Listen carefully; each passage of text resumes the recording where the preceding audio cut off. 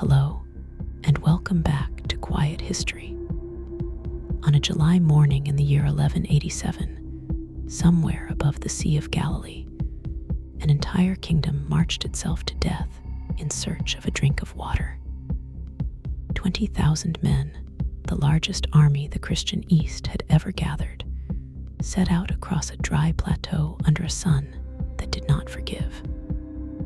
By nightfall, they were trapped on a bare hill, their throats swollen, their horses failing. The grass around them set alight so the smoke would choke them.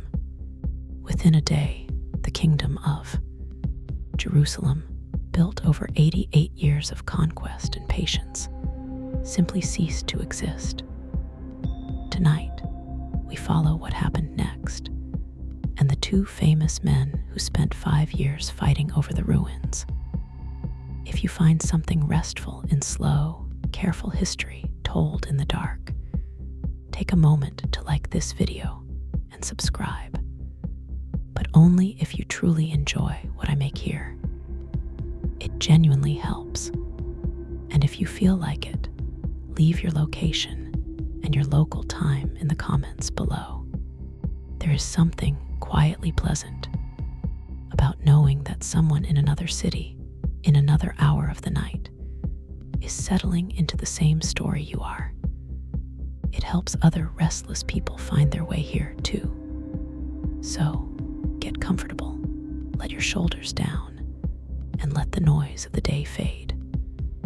You are about to drift into the long, strange story of the Third Crusade. To understand that morning on the hill, you have to understand the man who set the trap and the men who walked into it. The army belonged to Guy of Lusignan, the king of Jerusalem. He was a handsome, well-meaning, and not especially clever French nobleman who had married into the crown almost by accident. The army that followed him was not really his.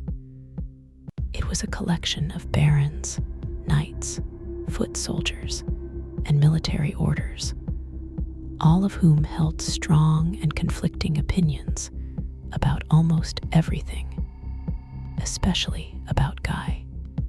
They had gathered at a spring called Sephoria in the green hills of Galilee, because word had come that the great Muslim leader Saladin had crossed the Jordan and laid siege to the town of Tiberias on the lake shore.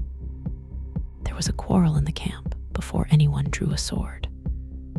The most experienced man present, Raymond, the Count of Tripoli, argued that they should stay exactly where they were. Sephoria had abundant water and good grazing. The road to Tiberias ran 15 miles across a waterless upland in the worst of the summer heat. Raymond pointed out, with some feeling, that his own wife was trapped inside Tiberias, and that even he would rather lose the town and his wife than lose the whole army trying to save them. Let Saladin keep the place, he said. He cannot hold it forever, and an army that stays alive can take it back. It was sober advice, and it was correct. But there were other voices. Gerard of Rydefort, the master of the Knights Templar, accused Raymond of cowardice and secret sympathy with the enemy. He whispered to the king through the night that hesitation was disgrace, that a Christian army of this size must march to battle, and that to sit still was to admit fear. Guy, who had been mocked for weakness before and could not bear to be mocked again, changed his mind in the dark. By dawn, the order had been given. The army would march to relieve Tiberias. So, on the morning of the 3rd of July, the great column moved out from the springs and onto the dry plateau, and almost at once it began to suffer. Saladin had chosen his ground and his season with care. He was a patient commander who understood that in that country water was a weapon sharper than any blade. His light horsemen circled the slow Christian column, losing arrows, and then darting away before the heavy knights could close. The Crusaders could not catch them and could not ignore them. They could only keep walking, sweating out the little water they carried into ground that held no more. By afternoon, the column had bunched and stalled. The foot soldiers, parched and exhausted, began drifting toward a pair of low hills crowned by an old extinct volcano, two rounded humps that the locals called the Horns of Hattin. There was a vague hope of finding a spring there. There was none. The army, or what was left of its order, spent the night on those slopes without water, ringed by Saladin's troops, listening to the singing and the drums in the enemy camp below, where there was plenty to drink. To make the night worse, Saladin's men set fire to the dry summer grass, and the wind carried the smoke uphill into the faces of men already dying of thirst.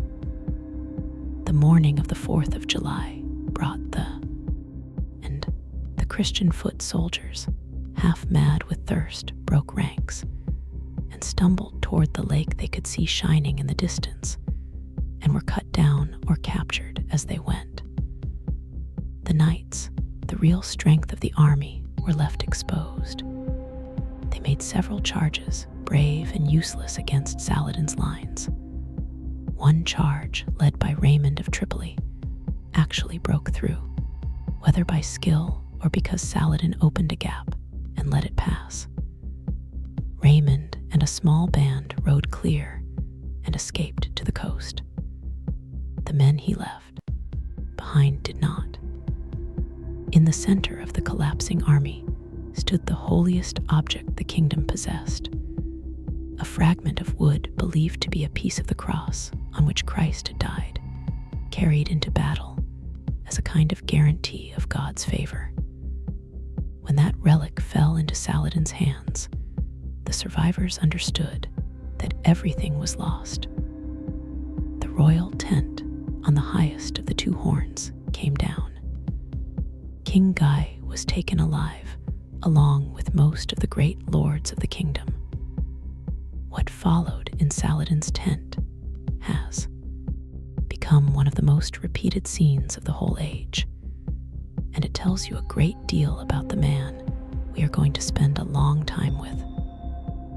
The captured King Guy, faint with thirst, was brought before the Sultan, who treated him with courtesy and handed him a cup of iced water, a real luxury hauled down from the mountains.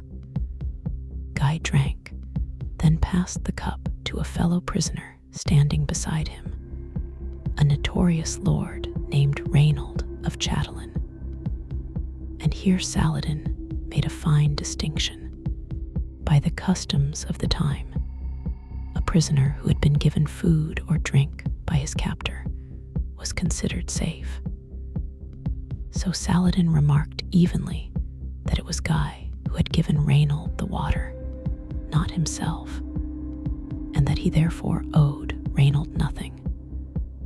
This mattered because Reynold was a special case. He had spent years raiding Muslim caravans in defiance of every truce, had attacked pilgrims bound for Mecca, and had personally insulted Saladin in ways the Sultan had sworn to repay. Saladin offered Reynold a choice between conversion and death. Reynold refused with an insult, and Saladin struck him down himself, or had it done at once. Then he was careful to reassure the trembling King Guy that kings do not kill kings, and that Guy was in no danger. The point had been made. Saladin could be generous and merciless in the same hour, and he kept his oaths in both directions. There was one more bill to settle on the field. Saladin held a particular hatred for the two great military orders, the Templars and the Hospitallers, whose vowed knights would never be ransomed and would never stop fighting. He ordered the captured brothers of both orders executed, and he handed the task to the holy men and scholars in his entourage rather than to soldiers, which was both an honor to them and by most accounts a clumsy and prolonged business. The knights met it without flinching. Only Gerard of Rydfort, the Templar master whose advice had helped bring the army to this hill, was spared for reasons that were never made fully clear, and did his reputation no favors. When the killing was done, Saladin looked out over a battlefield that had handed him the entire interior of the kingdom in a single day. The fortified towns were now empty of defenders. Within weeks, Acre, Nazareth, Sidon, Beirut, and the great port of Ascalon opened their gates. And in October of that same year, the holy city of Jerusalem itself, which Christian armies had taken in a river of blood 88 years earlier, surrendered to him on terms. The news of that surrender would cross the sea, reach the courts of Europe, and pull three of the most powerful men in the world out of their own quarrels and toward the coast of the Holy Land. But that reckoning belonged to the months ahead. For now, there was only the smoking hill, the long lines of prisoners, and a sultan who had done what no Muslim leader had managed in a lifetime. The Kurd who rose, the man who stood on the smoking hill at Hattin, had not been born to rule anything. He was a Kurd from a family of soldiers rather than princes, and for most of his early life nobody who met him would have marked him out as the future master of two countries. To follow how he got there, we have to go back about 50 years and several hundred miles to the northeast, to a town called Tikrit on the river Tigris in what is now Iraq. He was born there around the year 1137, and his given name was Yusuf, the son of Ayyub. The name the world remembers him by, Saladin, comes from an honorific title, Salah al-Din, which means something like the righteousness of the faith. His father, Ayyub, and his uncle, Shurka, were Kurdish military men who had hired out their swords and their loyalty to the Turkish rulers of the region, and they were good at it. On the very night Yusuf was born, the family was actually being expelled from Tikrit after scandal, and they packed up the newborn and moved on to seek service elsewhere. They found it in the city of Aleppo and later Damascus, under a powerful and deeply pious Turkish ruler named Nur al-Din. Nur al-Din is a figure worth pausing on because he shaped Saladin more than anyone. He held northern Syria and dreamed of uniting the fractured Muslim world against the Christian states that had carved up the coast. He was famous for his austerity and his religious seriousness, and he ran a court where learning and law mattered. The young Saladin grew up inside that court. By his own later account, he was a quiet, studious young man, fond of theology and of the game of polo, with no particular hunger for war. He served as a junior officer and a kind of deputy police chief in Damascus and seemed content with a comfortable minor career. Egypt changed everything. To the south lay the wealthy, fertile valley of the Nile, ruled by the Fatimid caliphs, a Shia dynasty that had once mighty and was now old, divided, and rotting from the inside. Its boy caliphs were kept as living symbols, while their viziers schemed and murdered one another for real power. Both Nur al-Din in Syria and the Christian king of Jerusalem understood that whoever controlled Egypt would dominate the whole region. And through the 1160s, both sides sent armies marching into it, sometimes invited by one faction of the Egyptian court against another. Nur al-Din chose Shirkuh, Saladin's uncle, to lead these Egyptian expeditions, and Shirkuh insisted on dragging his reluctant young nephew along. There were 3 campaigns in all, full of marches, sieges, and shifting alliances, and in the course of them, Saladin learned the trade of generalship the hard way. On the 3rd expedition, in the year 1169, the tangle finally resolved. Shirkuh ended up installed as the vizier of Egypt, ruling the country in the name of a Fatimid caliph who was barely more than a teenager. Then, only 2 months later, Shirkuh died. By most accounts, from overeating at a feast. The Egyptian court, looking around for the least threatening figure to make the new vizier, settled on the dead man's young nephew, reasoning that he was inexperienced and could be controlled. They were spectacularly wrong. Saladin, somewhere around 31 years old, took the office and immediately revealed an entirely different character from the bookish polo player of Damascus. He secured the army, won over the troops with gifts and steady pay, removed his rivals, and made himself the true ruler of Egypt, while the Fatimid caliph remained a figurehead in his palace. Then he did something bold. In 1171, with the old caliph dying, Saladin quietly abolished the Fatimid line altogether and returned Egypt to the Sunni fold, restoring the name of the Abbasid Caliph of Baghdad in the Friday prayers.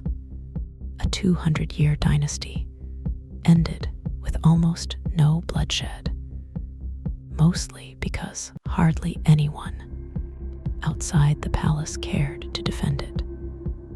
This left Saladin in an awkward position.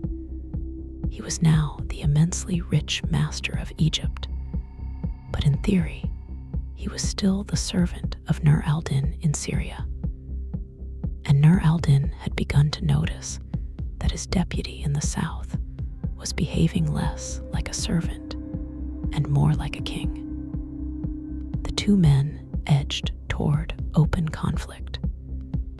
Nur al-Din was gathering forces to bring his overmighty subordinate to heel.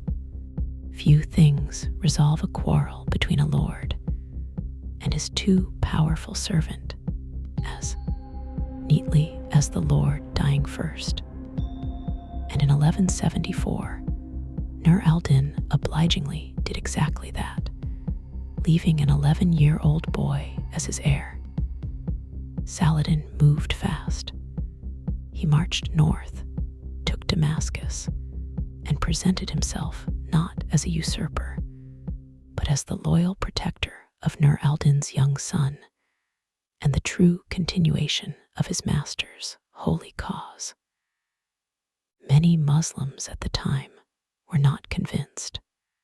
To them, he looked like an ambitious Kurdish adventurer, using the language of religious unity to seize lands that were not his. He spent the better part of the next decade fighting other Muslim rulers.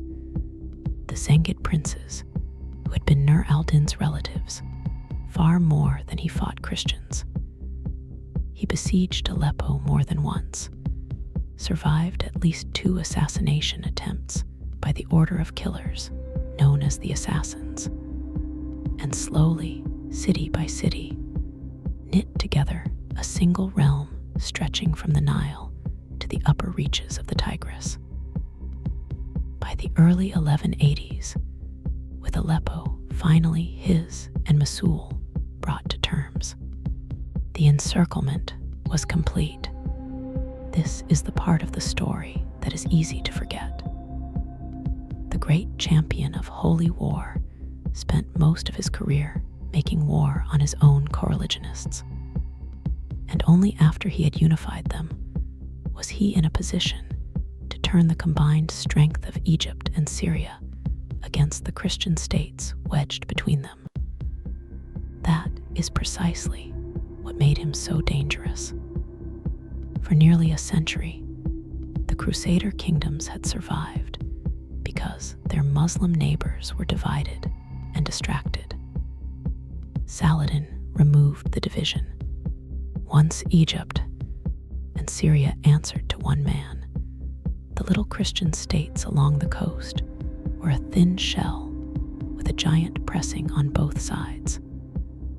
The man himself, by the testimony of friends and enemies alike, was hard to dislike.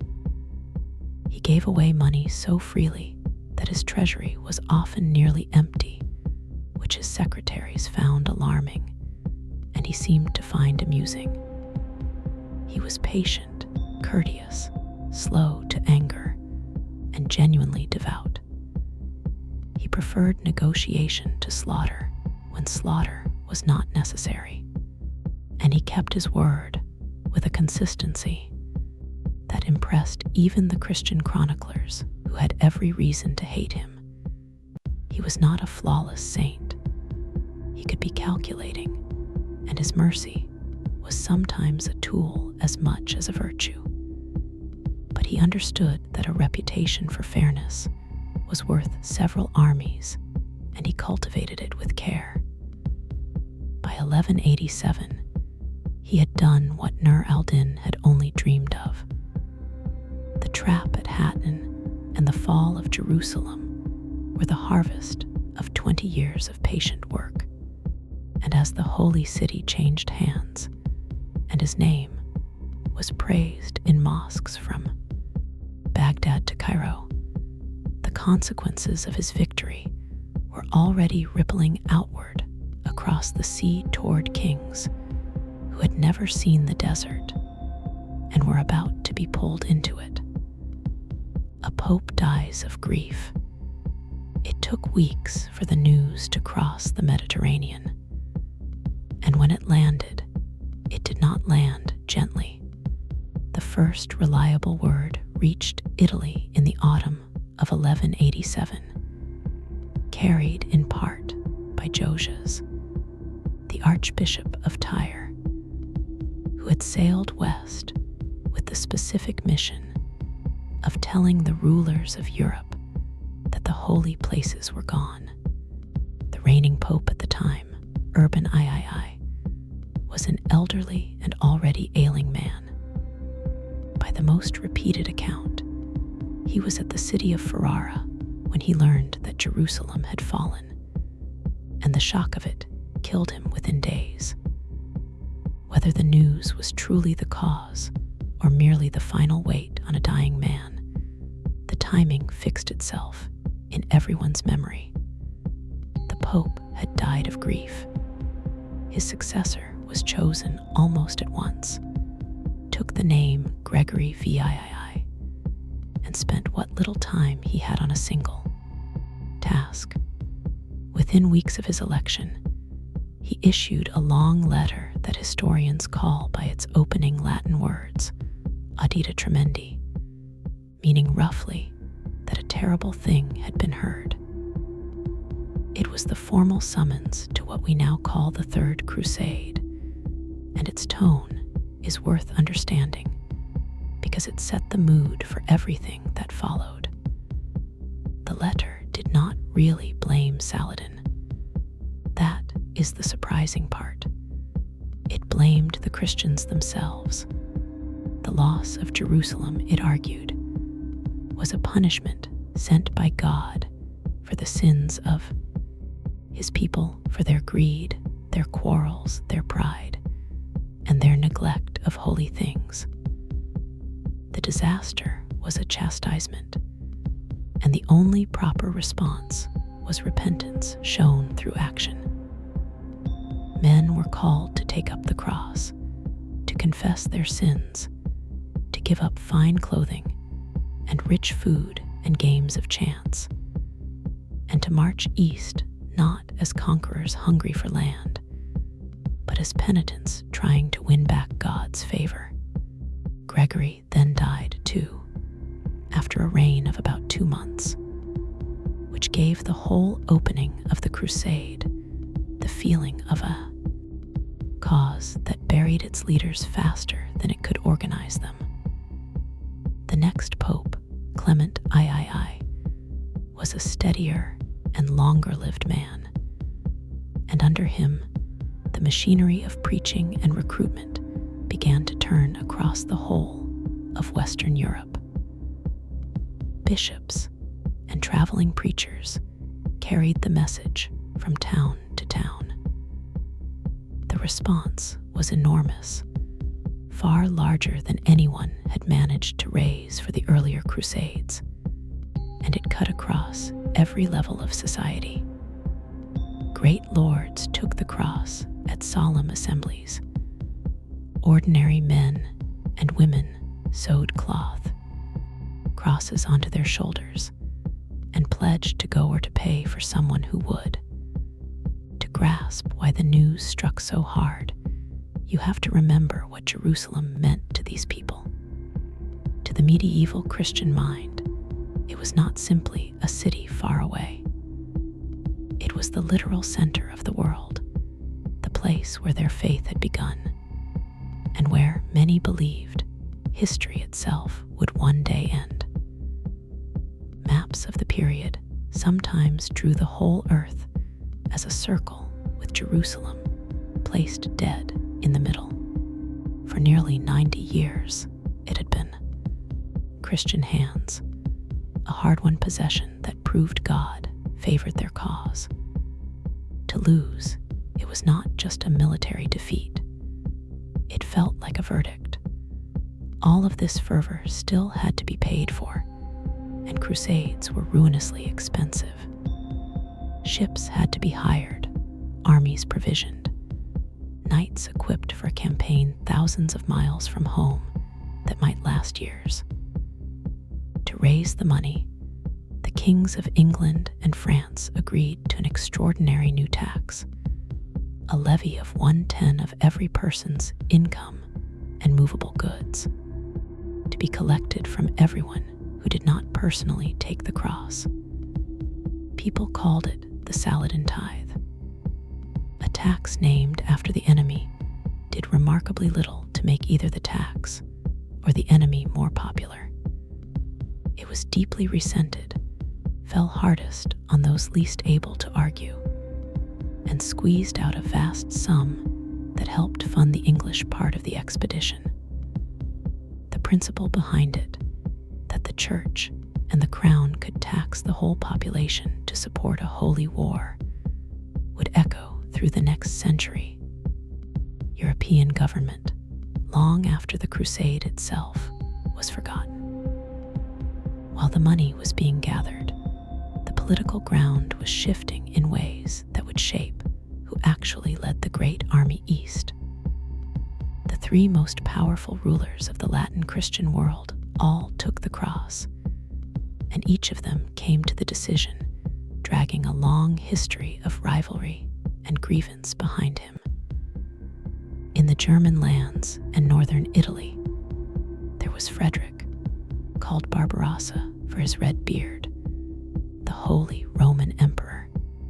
He was an old man by the standards of the age, perhaps approaching 70, and he had been a soldier and a politician for half a century.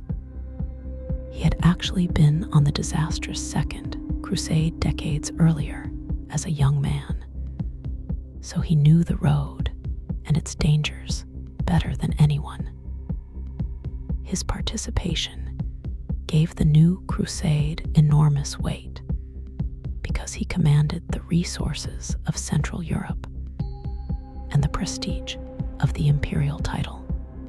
In France, there was Philip, the second of that name, a young, cold, and extremely intelligent king who would later be remembered as one of the great builders of the French monarchy. He was clever, calculating, and not at all a natural crusader. He took the cross partly from genuine belief, and partly because the times demanded it, and partly because his great rival could not be allowed to go east and win glory while the French king stayed home. That great rival was Richard, who at the moment of the call was not yet a king at all, but the heir to a sprawling collection of lands that stretched from the border of Scotland to the edge of Spain.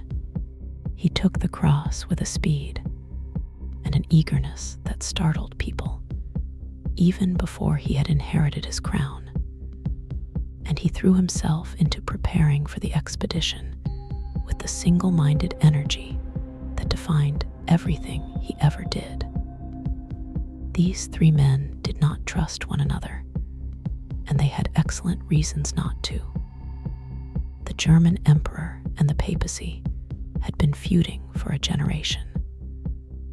The French and English kings were locked in a struggle over territory in France that had been simmering for decades and would outlast them both, sending all three to the same distant war in pursuit of the same prize, with their old quarrels packed alongside the baggage, was a recipe for friction that no amount of holy purpose could fully smooth over. The cause was shared. The crowns were not. Yet, for a brief moment, the shared cause seemed to win. Across a continent that spent most of its time at war with itself, men of every rank were turning their faces east, the roads filled with preachers and recruits, the ports filled with ships being fitted out for the voyage, and the largest concentration of military power that medieval Europe had ever pointed in a single direction began, slowly and unevenly, to assemble itself for the journey to the Holy Land. The man who had set all of this in motion sat in Syria, consolidating his gains and waiting to see what the West would send against him. He would not have long to wait. And the first of the three great armies to move would be the one led by the old emperor with the red beard. 3 crowns answer. The taking of the cross was a public act, and one of the largest of these ceremonies happened at a place called Geysers on the border between Normandy and the French royal lands. Early in the year 1188, there the King of England, Henry II, and the King of France, Philip, met under a great elm and pledged themselves to the expedition together with a crowd of their barons to keep the contingents of different nations from quarreling over precedence, which was the sort of thing medieval armies quarreled about constantly. The leaders agreed that each people would wear a different color of cloth cross. The French would wear red, the English white, and the men of Flanders green. It was a tidy solution to a real problem, and it tells you something about how seriously rank and national pride were taken, that the question of cross color had to be settled by treaty before anyone had marched a single mile. The trouble was that the two Western kings who made this pledge could not stop fighting each other long enough to fulfill it. The quarrel between the ruling house of England, the Angevins, and the Capetian kings of France was the great running feud of the age. The English kings held more land inside France than the French king himself did, a tangle of duchies and counties stretching down the western half of the country, and they held it as technically the vassals of the French crown, which satisfied nobody. The French kings wanted that land back. The English kings wanted to keep it and add to it. This was not a dispute that a shared journey to Jerusalem was going to dissolve. Worse, the English royal family was at war with itself. Old King Henry II was a brilliant and exhausting ruler who had built a great collection of territories and could not bring himself to share real power with his grown sons. Richard, his heir, was a superb soldier and a deeply impatient man, and he had come to believe, with reason, that his father intended to deny him his full inheritance.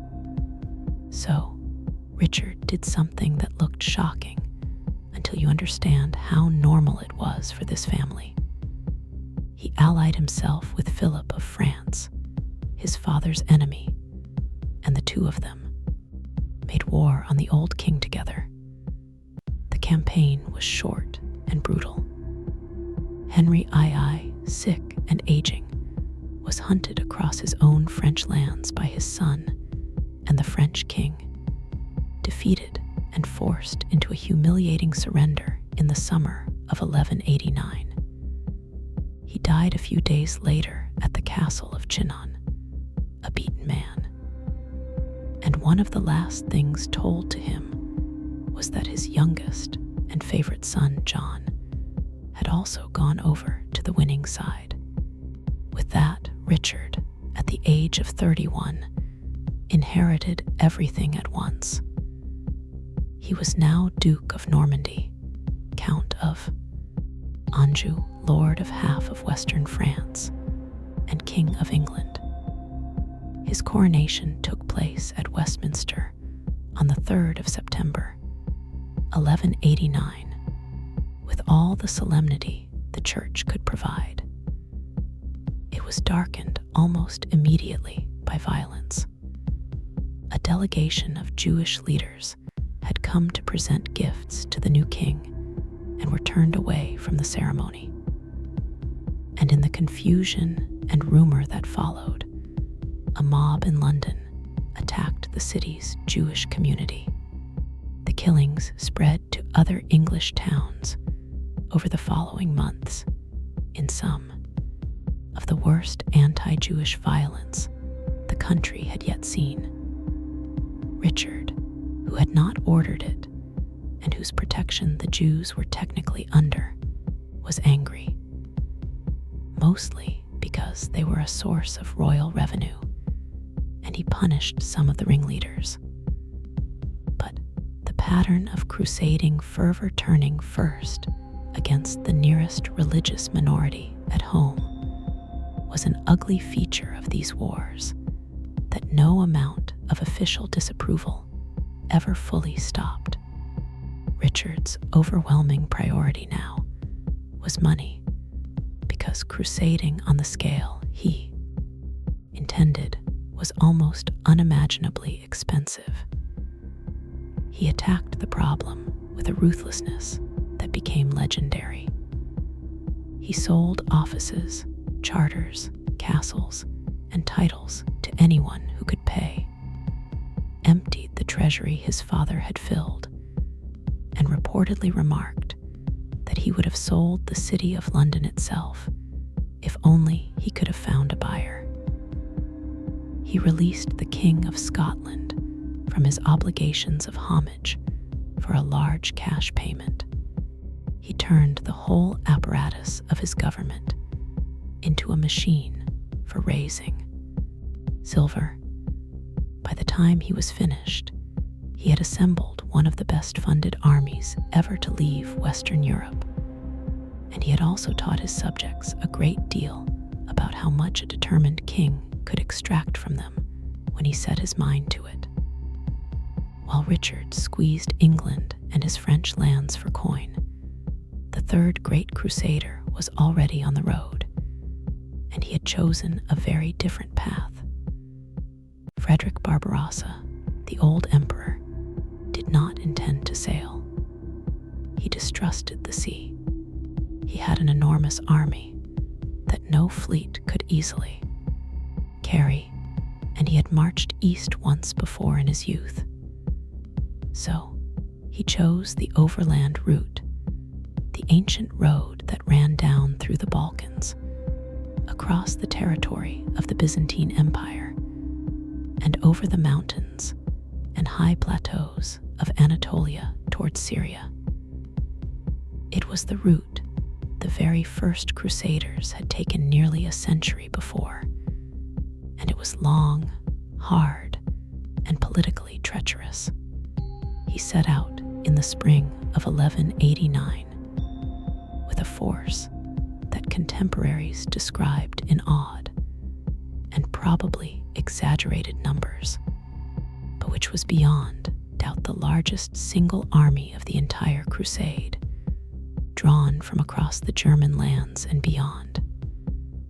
His departure, months ahead of the Western kings, meant that for a time it looked as though the old emperor might reach the Holy Land first and win the glory of the campaign before Richard and Philip had even left their own coasts. Philip and Richard, for their part, had decided to travel together, and not out of friendship. Each was afraid of what the other might do to his lands while he was away. A crusader's territory was supposed to be protected by the church during his absence, but everyone understood how little that protection was worth when a neighbor saw an opportunity. So, the two kings bound themselves by oath to set out at the same time, to share equally in whatever they conquered, and to guarantee each other's possessions.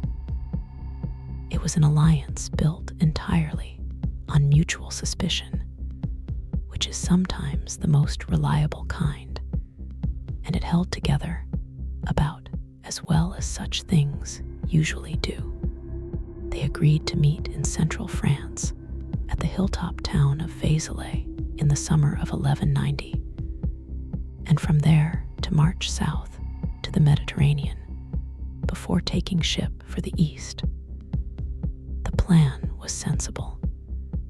The reality, as we will see, was that two proud kings traveling in close company toward the same goal generated friction at every stage, and the cracks in their partnership opened almost as soon as they reached the sea.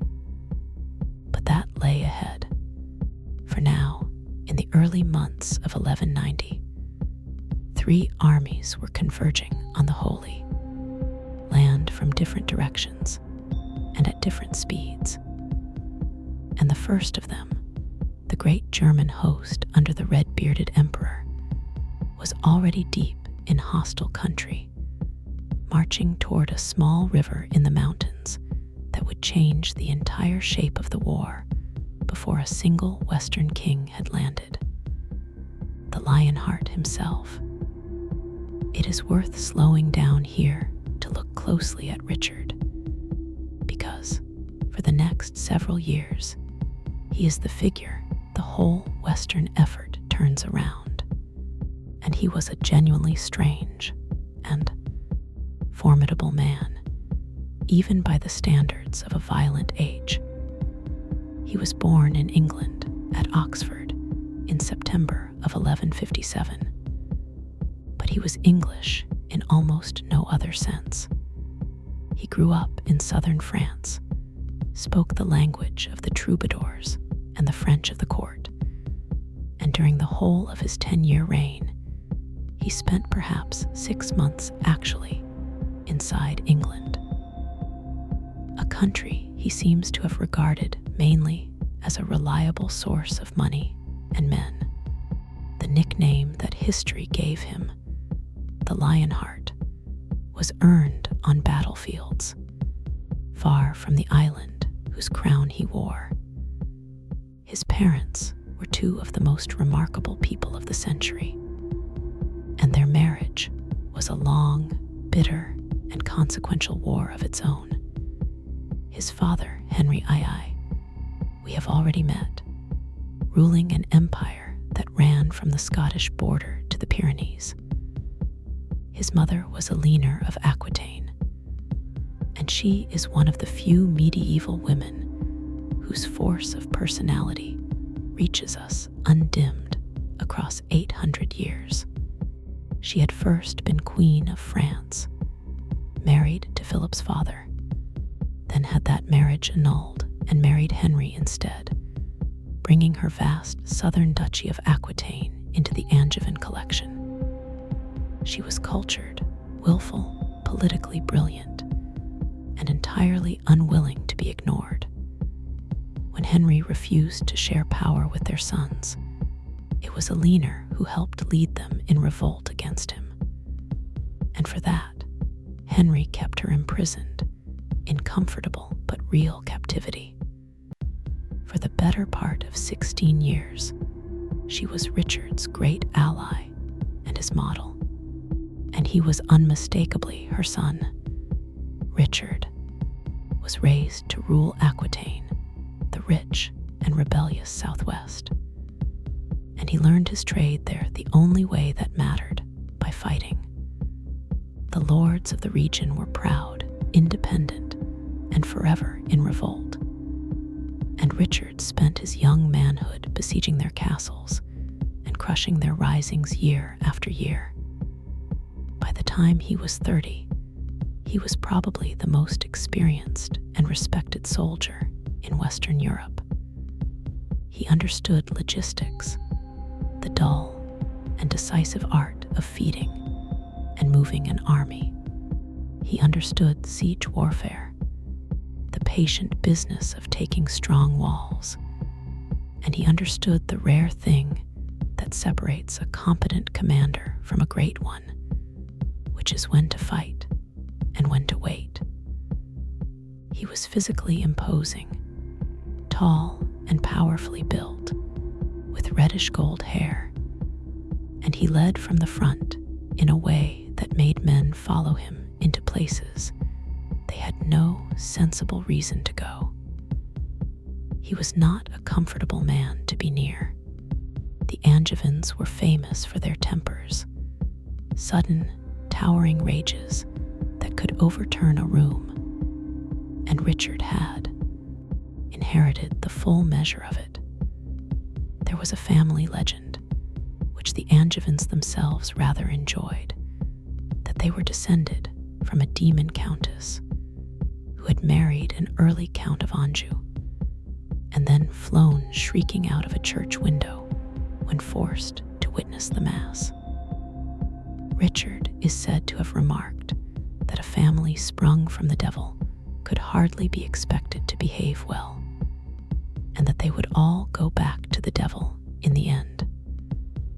It was the kind of thing, he said. He could be generous, loyal to those who served him well, and capable of real chivalry. He could also be casually brutal, and he never forgot a slight. His relationship with Philip of France ran through this whole period like a crack in a wall. As young men, before they were kings, the two had been close allies against Richard's father, so close that the chroniclers noted they ate from the same dish and shared the same bed, which in the language of the time signaled a political intimacy and trust between great men rather than anything more. Whatever it had been, it curdled.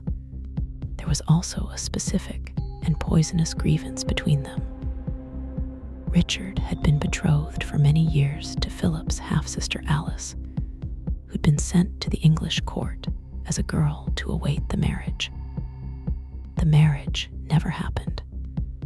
Year after year, Richard's father kept delaying it, and a dark rumor spread that the old king had taken the girl as his own mistress. Whether or not that was true, the broken betrothal was a standing insult between the French and English crowns, and Richard had no intention of marrying Alice. The question of what would happen to her and to the alliance would blow up between the two kings before they ever reached the Holy Land. By the spring of 1190, Richard had settled the government of his lands as well as he could, left trusted men and his ambitious younger brother, John, to mind things in his absence, an arrangement that would cause him a great deal of trouble, and gathered an army and a fleet of remarkable size.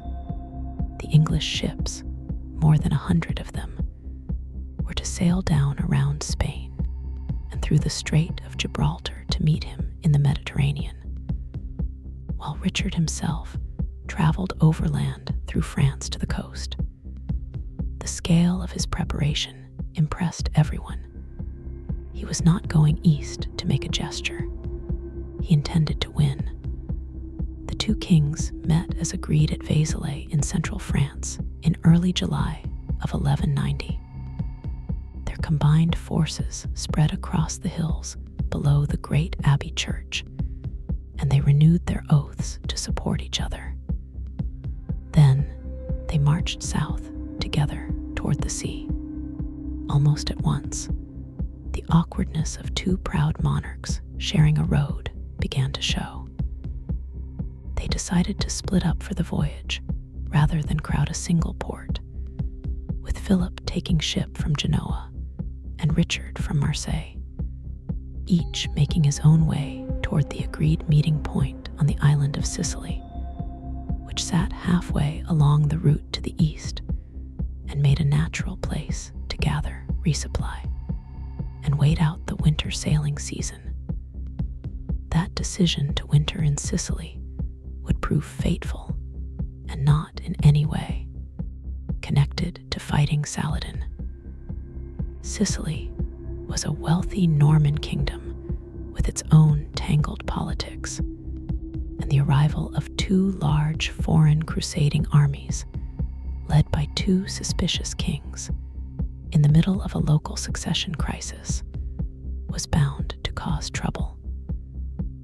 Richard, in particular, had a family interest there because his sister Joan had been the queen of the late Sicilian king and was now, by his account, being denied her rightful dowry and her freedom by the man who had seized the throne.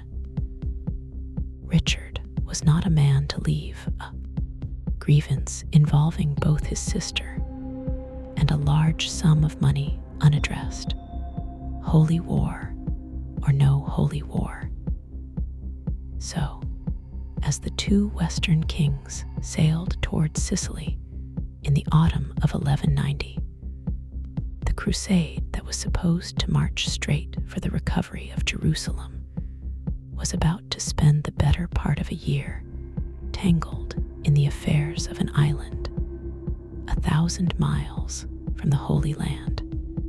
And while they delayed in the west, the Third Army, the great German host that had set out a year ahead of them, had already met its catastrophe in the mountains of the east, a catastrophe that would reshape everything before Richard and Philip even finished their winter.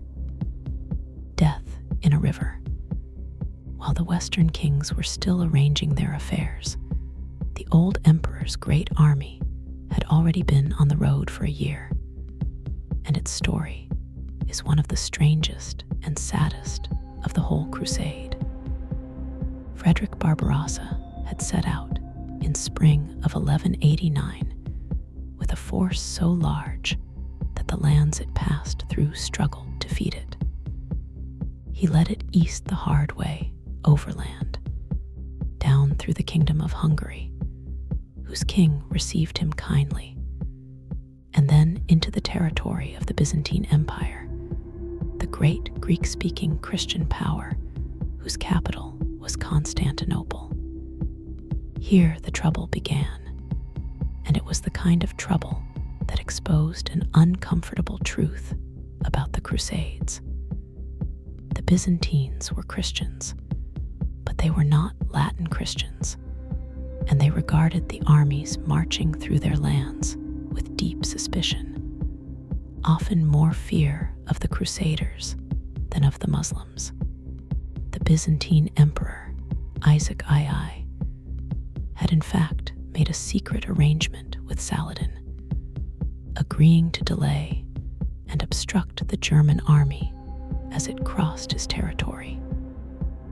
He held Frederick's envoys, blocked the markets the Germans needed to buy food, and let his people harass the column.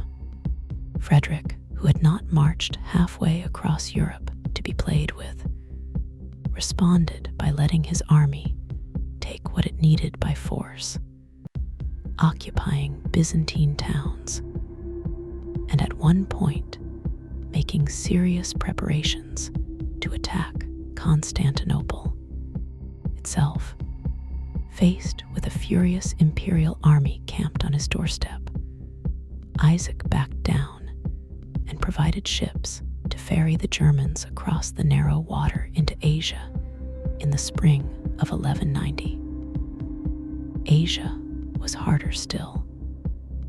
The crossing into Anatolia put the German army into the lands of the Seljuk Turks, who controlled the high, dry interior plateau, and who had no interest in letting a Christian host pass through in peace. The Turks used the same tactics that had worked at Hattin, and in 100 earlier fights, harassing the column, mounted archers, burning the land ahead of it, poisoning or fouling the wells, and forcing the Crusaders to march and fight at the same time across a punishing landscape under a hard sun. Men and horses died of thirst and exhaustion, but Frederick held the army together through sheer experience and discipline. And when the Seljuks finally gathered to fight a pitched battle near their capital, the city of Iconium, the old emperor won. His army stormed Iconium in May, secured supplies and water, rested, and then turned south toward the mountains that separated the plateau from the Mediterranean coast and the friendly Christian lands of Armenian Cilicia beyond. They had survived the worst of it. The hardest country was behind them. The great battle was won, and ahead lay Allied territory and a clear road toward Syria. And then, on the 10th of June in the year 1190, the entire enterprise ended in the most ordinary way imaginable. The army reached a river in Cilicia called the Salif, swollen and cold with the spring, melt off the mountains. Frederick, impatient as ever to keep moving, went into the water on horseback to cross or perhaps to cool himself after the day's heat. Exactly what happened next, no one could agree on. He may have been thrown when his horse lost its footing in the current. He may have suffered some failure of the heart in the shock of the cold water. However it came, the old man went under and did not come up alive, and his army pulled the body of the Holy Roman Emperor out of a river that they could just as easily have gone around. He had crossed half the known world. He had beaten the Byzantines into submission and the Seljuk Turks in open battle. What finished him was a decision to enter a river his army had no pressing need to enter. The men who had followed him through all of it stood on the bank and understood at once that more than a man had drowned. The effect on the army was total. To medieval soldiers, the leader was not merely the commander. He was the reason the whole thing held. Together, the embodiment of its purpose. With Frederick gone, the German host simply began to dissolve. Many turned around and went home, deciding that God had withdrawn his favor, and there was nothing left to fight for. Others fell to the diseases that always stalked these armies, and the deaths multiplied. The emperor's body presented a grim practical problem of its own. His followers wanted to carry him to Jerusalem for burial in the holiest ground. But the body could not survive the long, hot journey, and the attempts to preserve it failed. In the end, he was buried in pieces along the route, his flesh in one city, his bones meant for a destination they never reached. Command of what remained fell to Frederick's son, who was also named Frederick and bore the title Duke of Swabia. He gathered the survivors, perhaps a fraction of the army that had set out, and led them on through Antioch and down the coast toward the place where all the Crusaders were converging, the besieged port of Acre. They arrived in the autumn of 1190, exhausted and reduced, and there the disease that hung over the siege camp finished what the road had begun. The younger Frederick himself died that winter. Of the mightiest single army of the entire crusade, the force that had once made it look as though the Germans alone might reconquer the Holy Land, only a small and broken remnant reached the fighting, and even that melted away within months. The consequences of this disaster cannot be overstated. The whole strategy of the crusade had assumed three great powers acting together: the Germans coming overland to strike Saladin from the north, while the Western kings landed on the coast and pressed from the west, catching him between them. With the German army destroyed in the mountains before it ever reached Syria, that pincer was gone. Whatever was going to be accomplished in the Holy Land would now have to be done by the two Western kings alone: the cold and clever Philip of France, and the impatient, brilliant Richard of England. And those two were not even in the east, yet they were still in the west, wintering on the island of Sicily, where instead of preparing quietly for the war ahead, they had managed to start several smaller wars of their own. For Saladin, the news from the north was a great relief, removing the most frightening of the three threats arrayed against him, without his having to lift a sword. It bought him time, and time was exactly what he needed, because the one place he had failed to take after Hattin was now the place everything would turn on. Back when his armies had swept the coast, the city of Tyre had held out against him behind its seawalls under a determined newcomer named Conrad of Montferrat. And that single surviving foothold had become the rallying point for every Christian fighter still in the east. From Tyre, the survivors had marched south and laid siege to Acre, and it was around the walls of Acre, in a struggle that had already ground on for more than a year and devoured thousands of lives, that the Western kings were heading, and where the real war for the kingdom would be decided, the siege that ate armies. The town of Acre sat on a low promontory on the coast, with the sea on two sides and strong walls on the others, and it was the finest harbor in the Holy Land. Whoever held Acre held the gateway through which armies and supplies from Europe had to pass. Saladin had taken it easily in the rush of victories after Hattin, and for that reason, the Christians had to take it back before they could think about Jerusalem at all. The man who began attempt was the same King Guy of Lusignan, who had lost everything on the hill at Hattin.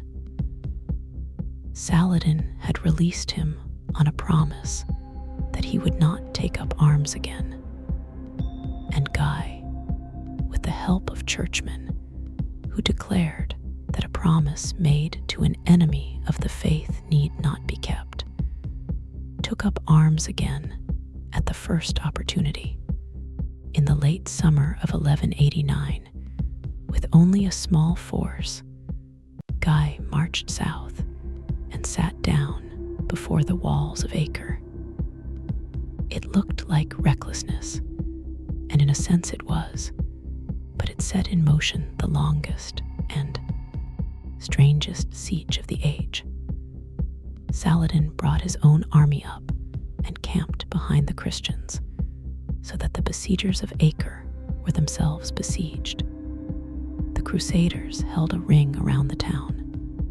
Saladin held a larger ring around the Crusaders. The garrison inside the walls held the center. For nearly 2 years, this triple knot held, neither side able to break it, while ships from Europe carried fresh fighters and supplies to the Christians, and fresh troops slipped in to relieve the garrison, and men died in there, thousands from causes that had nothing to do with the enemy. The real killer at Acre was not the sword. It was hunger and disease. The Crusader camp, packed with men and animals on a narrow strip of ground, became a breeding place for sickness, and the chroniclers described fevers and wasting illnesses that emptied tents faster than any battle. The winter of 1190 into 1191 was the worst of it. Storms kept the supply ships away. The food ran out, and a true famine took hold of the camp. The price of a sack of grain rose to a level that only the rich could pay. Men ate their war horses and then the grass, and the poor simply starved in the mud. Great lords died of it alongside common soldiers.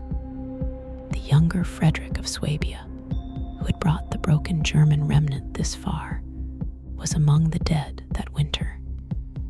This is the right moment to step back from the dying and look at the society that produced these armies, because the people gathered around Acre came from a world with very sharp divisions, and the crusade threw all of those divisions together in one stinking camp. At the top stood the great nobility, the dukes, counts, and barons, men who held land and the right to command others by birth. They wore long tunics of fine wool, and for the wealthiest, silk dyed in deep reds and blues that were expensive precisely because the colors were hard to make, and they fastened cloaks with worked metal brooches and wore rings and belts that announced their rank at a glance. Below them came the knights, the armored cavalry, who were the striking power of any Western army, men of lesser noble blood who held their land in exchange for military service, and who spent fortunes on horses and mail they could barely afford. Beneath the knights came the great mass of foot soldiers, archers, spearmen, and the ordinary pilgrims who had taken the cross, dressed in plain undyed wool and leather, eating coarse bread salted fish, beans, and whatever else could be carried or foraged, while their betters ate meat and white bread and drank wine. There were two more groups that gave the Holy Land its peculiar character. The first were the military orders, the Templars and Hospitallers, monks who were also knights, sworn to poverty as individuals, while their orders grew enormously rich, recognizable by the crosses on their mantles, and feared as the most disciplined fighters in the Christian world. The second and most interesting were the settlers, the Franks who had been born and raised in the East over the previous 90 years. These people, sometimes called by a half-mocking name that meant the fools, had gone thoroughly native in ways that scandalized newcomers fresh off the boats. They wore loose Eastern robes and turbans against the heat, ate the local foods of rice, citrus, sugar, and spices that Western Europe barely knew, kept their houses cool with fountains and tiled floors, bathed regularly in a region where bathing was normal, and often spoke Arabic and dealt with their Muslim neighbors as familiar rivals rather than alien demons. The freshly arrived Crusaders, sweating in their heavy wool and convinced that every Muslim was the enemy of God, regarded these Eastern Christians with a mixture of envy and contempt. And the gap between the two groups would cause real friction throughout the war. Folded into all of this were the Italian merchants, the men of Genoa, Pisa, and Venice, who supplied the fleets that made the whole crusade possible, and who expected to be paid in trading privileges. Whole streets and harbors granted to their cities in any town the Christians took. They were not fighting for Jerusalem. They were fighting for market share, and they were entirely open about it. Their ships brought the food and the reinforcements that kept the Siege of Acre alive through 2 terrible years. And their price was a permanent commercial foothold in the East that would outlast every kingdom the Crusaders managed to build. So, the camp before Acre was not a single Christian host, but a quarrelsome confederation of nations, orders, classes, and trading companies, held together by a shared goal and very little else. And on top of the suffering and the division sat a poisonous political dispute about who should be king at all. Guy of Lusignan still claimed the crown of Jerusalem, but his claim had died with his wife, the queen through whom he held it, and a powerful rival had appeared. This was Conrad of Montferrat, the hard and capable Italian lord who had saved the city of Tyre from Saladin, and who now argued that he, not the loser of Hattin, should wear the crown. He had even the late queen's younger sister to strengthen his claim. The Christian camp split between the two men, and the question of the kingship festered through the whole siege, waiting only for the arrival of the 2 Western kings to turn it into an open contest. Because Richard and Philip, who agreed on almost nothing, would each back a different candidate. By the spring of 1191 then, the situation at Acre was a grim stalemate poured over a barrel of political gunpowder. Thousands had died for a town that had not fallen. The Crusaders held on by their fingernails, fed by Italian ships and stiffened by the constant trickle of new arrivals. Saladin's army watched from the hills, unable to crush them and unwilling to leave. Everyone in that camp was waiting for the same thing: the sails of the great fleets bringing the kings of France and England whose arrival would finally tip the long, murderous balance. Philip's ships came first in April. Richard's were not far behind, though Richard, true to form, would arrive late, and trailing a fresh conquest, having stopped along the way to take an entire island for himself. The kings arrive. Philip of France came first. His fleet reached Acre in April of 1191, and the cold, methodical king set straight to work, ordering the building of great siege engines and directing the assault on the walls with the patience the long stalemate demanded. He was a competent commander and a serious one, and had he been the only king to arrive, the story of the siege might read very differently. But everyone in the camp knew that the other king was coming, and that when Richard of England arrived, the whole balance of authority would shift. Because Richard brought more men, more money, and a reputation as the finest soldier alive. Richard was late, and the reasons for his lateness tell you a great deal about him. He had spent the winter on Sicily, and instead of resting quietly, he had gone to war. The Sicilian throne had been seized by a man named Tancred, who was holding Richard's widowed sister Joan and refusing to release her dowry, the property owed to her as the late king's widow. Richard responded by storming the city of Messina and taking it in a single morning, which settled the matter of Joan's money, but badly frightened Philip, who watched his ally casually conquer a Christian city over a family debt. While in Sicily, Richard also finally dealt with the broken betrothal to Philip's sister. He paid Philip a large sum and won a formal release from the old promise, freeing him to marry his mother, Eleanor of Aquitaine, then in her late 60s and still tireless, made the long journey south herself to deliver his chosen bride, a princess of the small Spanish kingdom of Navarre named Berengaria. Berengaria has the odd distinction of being, by most accounts, a queen of England who may never once have set foot in England. She married Richard not in his kingdom, but on the way to a war, and her whole career as queen unfolded around the Mediterranean while the king campaigned.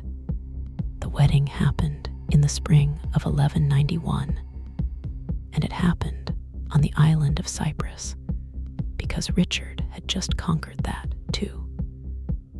The conquest of Cyprus was an accident that turned into a windfall. When Richard's fleet finally sailed from Sicily, a storm scattered it, and several ships were driven onto the coast of Cyprus, including the one carrying his sister Joan and his bride-to-be. The island was ruled by a tyrant named Isaac, a renegade member of the Byzantine imperial family, who had declared himself emperor of the island. He plundered the wrecked ships, mistreated the survivors, and refused to let Joan and Berengaria come safely ashore. When Richard arrived and found his womenfolk insulted and his men robbed, he did not negotiate for long. He landed his army, defeated Isaac in a brisk campaign of a few weeks, and took the entire island. Isaac, who had been promised he would not be put in iron chains, was instead bound in chains of silver, which honored the letter of the promise while ignoring its spirit entirely. Cyprus would prove to be the single most lasting Christian gain of the whole crusade, a rich and defensible island base that would remain in Latin hands for centuries after the mainland kingdoms were gone. So, when Richard finally sailed into the waters off Acre in June of 1191, he came not as a latecomer, but as a conqueror with a fresh kingdom behind him, a new queen aboard, and an army flush with plunder and confidence. His arrival transformed the siege overnight. The exhausted men in the camp, who had buried so many comrades over 2 years, suddenly had the most renowned warrior in Christendom directing their assaults, and his energy was relentless. He poured money into the work, paying soldiers from any nation more than their own lords offered, which made him popular with the troops and resentful with the lords. He built enormous siege machines and gave them mocking names. He pressed the attack on the walls day and night. Both kings now fell seriously ill, struck by a wasting sickness that swept the camp and caused their hair and even their fingernails to fall out. It did not stop Richard. There is a famous account of him, too weak to stand, having himself carried out to the front lines on a litter so that he could shoot his crossbow at the defenders on the walls while his sappers dug beneath them. Whether or not every detail is exact, it captures the man perfectly. He was not capable of lying still while there was a fight to be had. The combination of fresh leadership, fresh money, and fresh manpower finally cracked the long stalemate. The Crusaders undermined the walls, propping the tunnels with timber, and then burning the props so that whole sections of stonework collapsed. They threw assault after assault at the breaches. The garrison inside Acre had held out with extraordinary courage for 2 years, but they were now cut off, starving, and running out of hope that Saladin could break through to relieve them. In July of 1191, after more than 700 days of siege, the defenders of Acre negotiated their surrender. The terms were hard. In exchange for their lives, the garrison agreed that Saladin would pay an enormous ransom in gold, would release a great number of Christian prisoners, and would return the fragment of the true cross that had been captured at Hattin 4 years earlier. Until these terms were met, the soldiers of the garrison, several thousand of them, would be held as hostages by the Crusaders. The agreement was made in Saladin's name, though he had not been the one to make it, and he found himself bound to terms his own men had set without his full consent. He began to assemble the gold and the prisoners, but he had his own reasons to move slowly, and the question of whether and how fast he would pay would lead directly to one of the darkest episodes of Richard's life. The fall of Acre should have been a moment of unity. Instead, it set off an ugly scramble over the spoils that revealed just how brittle the alliance really was. There was a third leader of high rank in the camp, Duke Leopold of Austria, who had taken command of the German survivors and felt he had earned an equal share of the glory and the plunder. When Leopold raised his own banner over a portion of the conquered city, claiming his place beside the two kings, Richard's men tore it down and threw it in the ditch. It was a deliberate humiliation, the proud King of England declaring that a mere duke did not rank with kings. Leopold swallowed the insult, said little, and left the Crusades soon after, carrying his grievance home with him. Richard had made an enemy out of a vain and powerful man for the sake of a banner, and that small, careless cruelty would come back to cost him dearly on his journey home. There was also the unfinished business of the crown. The bitter dispute between Guy of Lusignan and Conrad of Montferrat had to be settled before the army could move, and the two kings backed opposite men, Richard supporting Guy and Philip supporting Conrad. A compromise was patched together.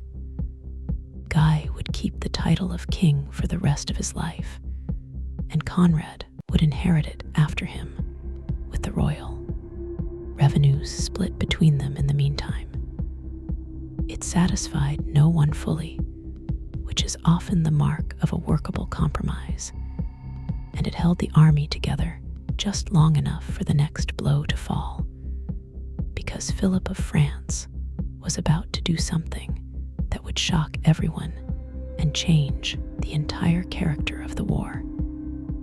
The reckoning at Acre. The first shock came from Philip. Within weeks of the city's fall, the King of France announced that he was going home.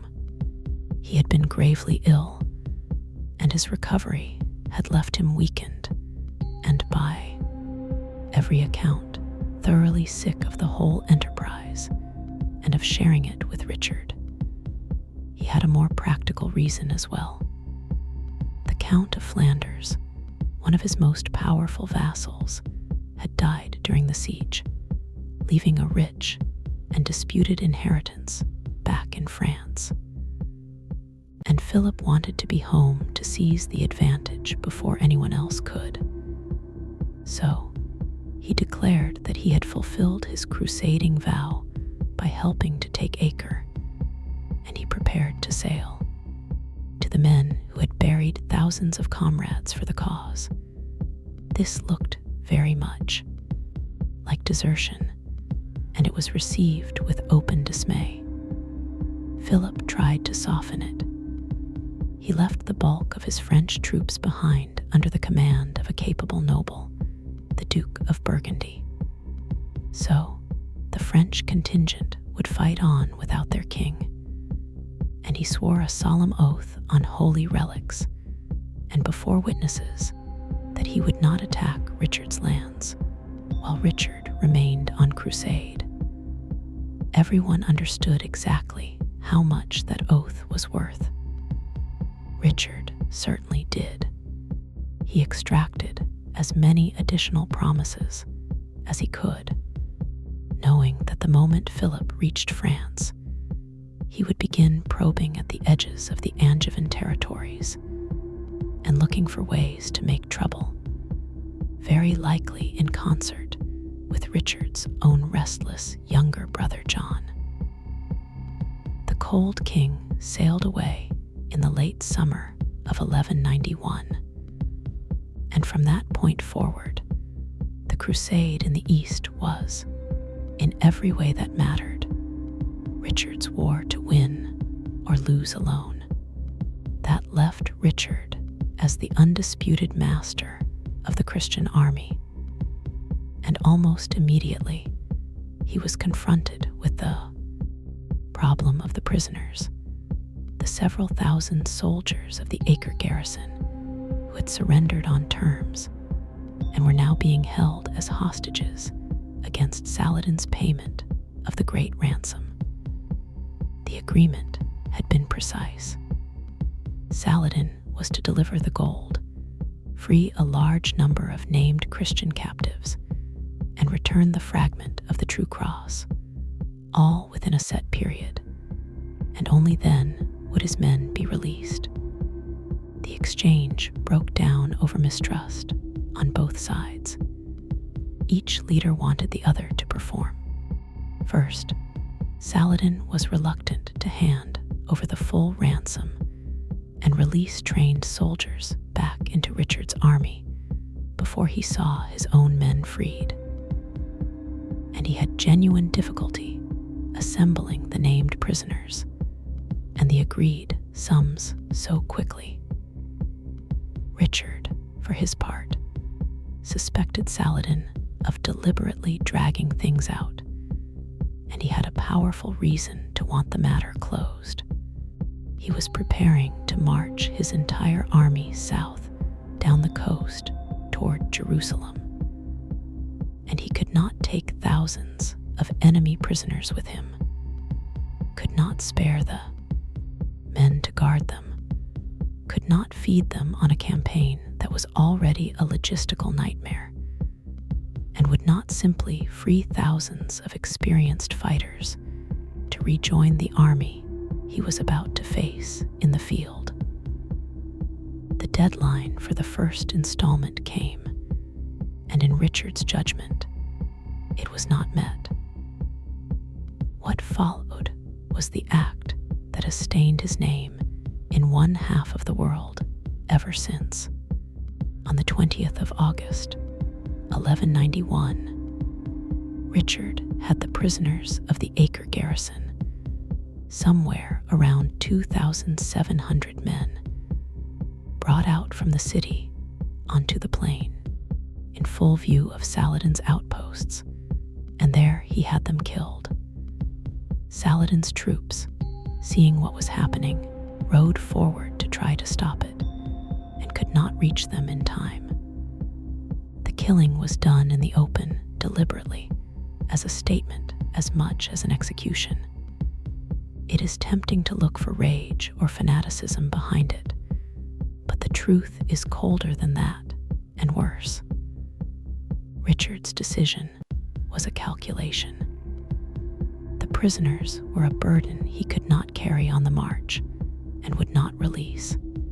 The stalled ransom gave him a justification that his own side accepted without much trouble.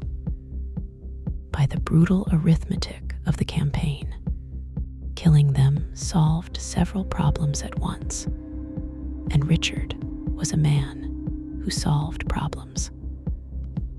The chroniclers on the Christian side recorded it with little embarrassment, treating it as a regrettable necessity of war. The chroniclers on the Muslim side recorded it with horror, and it fixed itself in memory as proof of the cruelty of the Frankish king. Saladin responded in kind, ordering the execution of Christian prisoners in his own hands, and the brief, fragile space for mercy that had opened with the surrender of Acre slammed shut. It is one of the hard facts of this story that the two men who would soon be praised in their own traditions as models of chivalry and honor were both perfectly capable of cold mass killing when they judged it useful. Saladin had executed the captured Templars and Hospitallers after Hattin. Richard executed the garrison of Acre. Neither act was an explosion of fury. Both were decisions made by intelligent men weighing advantage against cost, and the cost fell on people who had laid down their arms believing they would live. The age that the songs about noble knights also produced this, and the two were not separate. They grew from the same root. With the prisoners dead and the ransom abandoned, Richard turned to the campaign itself, and here his real gifts came into the open. He understood that taking Jerusalem was a far harder problem than taking Acre had been. Jerusalem sat inland, in the hills, far from the sea that supplied his army. To even reach it, he first needed to secure the coast and the port of Jaffa, which lay to the south, and which would serve as the base for any march into the interior. So, he set about the unglamorous, vital work of preparing to move a large army down a hostile coastline in late summer. With Saladin's forces shadowing every mile of the route, waiting for the chance to do to Richard what had been done to the army at Hattin, to catch the column strung out, exhausted and thirsty, and destroy it piece by piece. Richard had studied that disaster, and he did not intend to repeat it. He organized the march with a discipline that the Crusader armies were not famous for. He kept the column close to the sea so that the fleet could pace it offshore, carrying supplies and water, and giving the men a wall of ships on one flank that no cavalry could turn. He arranged the army in tight, ordered divisions, with the baggage and the foot soldiers protected in the center, the heavy knights kept in reserve, and the crossbowmen and spearmen forming a moving wall on the exposed inland side. Above all, he gave a single, harsh instruction that he enforced without mercy. No matter how badly the army was harassed, no matter how many arrows fell, or how many men were stung into anger, no one was to break ranks and charge without his direct order. The whole survival of the army depended on the line holding.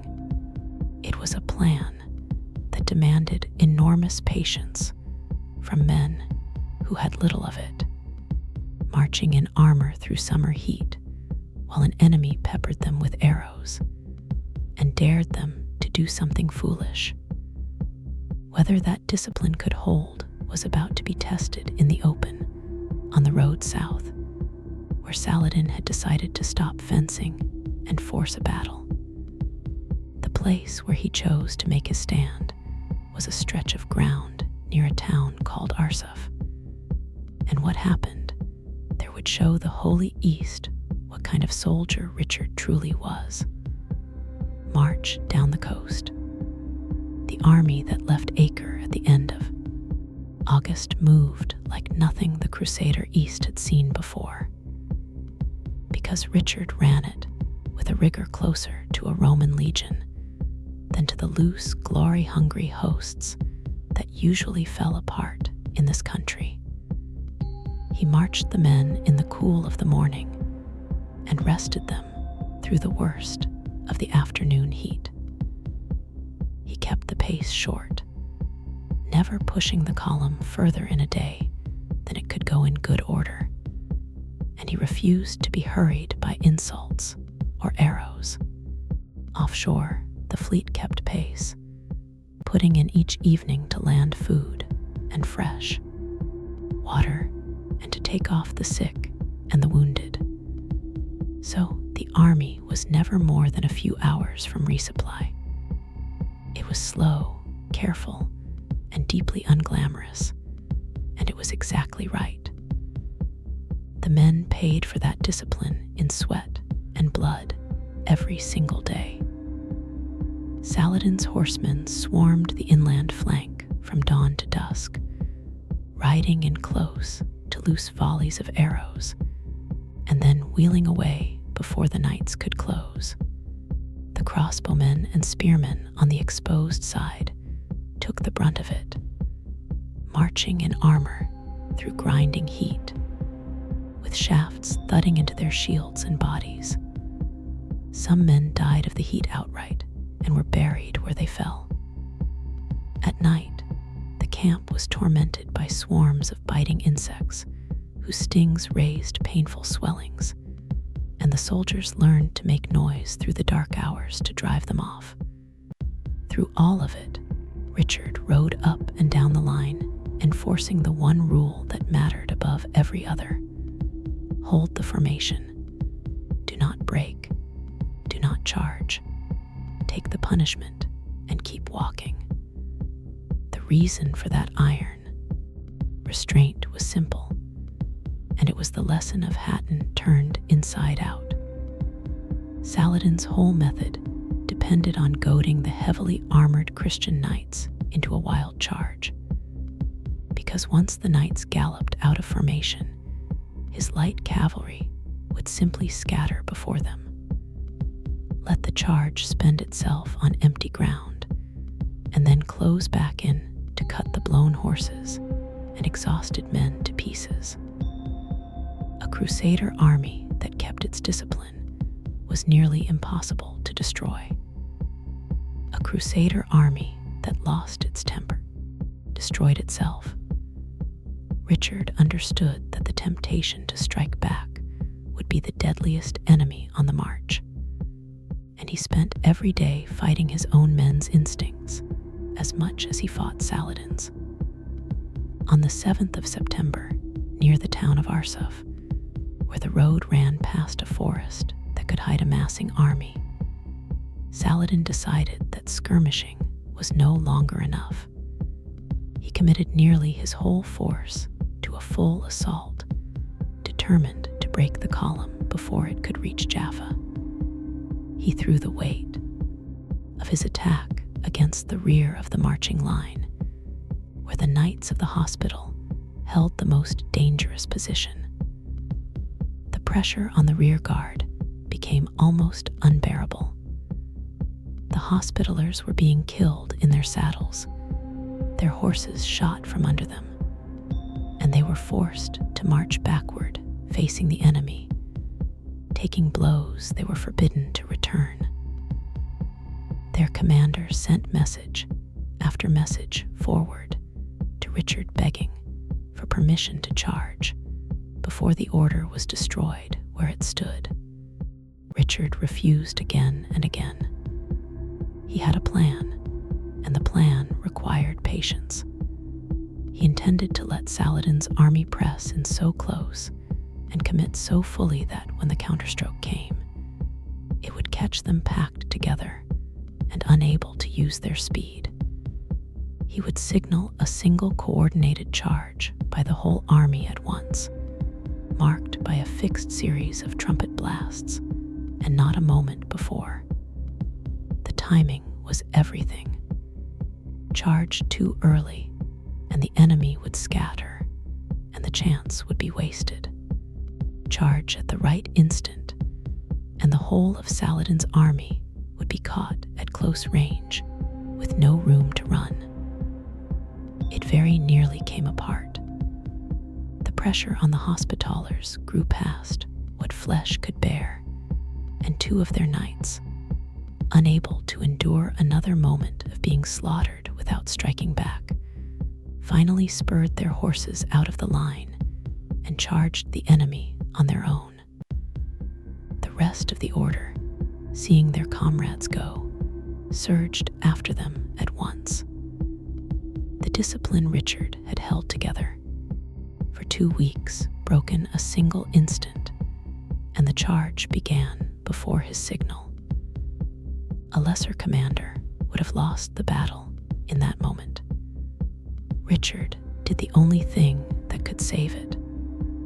Rather than try to call back a charge that could not be called back, he instantly committed the entire army to it, sounding the trumpets and throwing every division forward together, so that the premature charge became the general assault he had been planning all along. The full weight of the Crusader cavalry, the most powerful shock force in the world, smashed into Saladin's army at close range, exactly as Richard had wanted, only a few minutes sooner than he had intended.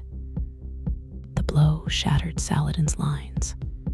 His men, caught packed together against the charging knights, were ridden down in great numbers, and the rest broke and fled toward the cover of the forest. And here Richard showed the other half of his mastery, the part that won battles after the first charge. The great danger now was that his knights, drunk on success, would chase the fleeing enemy too far, scatter themselves across the field, and be cut up when Saladin rallied and turned. Richard rode into the chaos, rallied his knights, pulled them back from the pursuit, and reformed the line. Then he charged again in good order, and again broke the enemy who tried to regather. By the end of the day, Saladin's army was streaming away in defeat, having lost a great many men, including several of his senior commanders.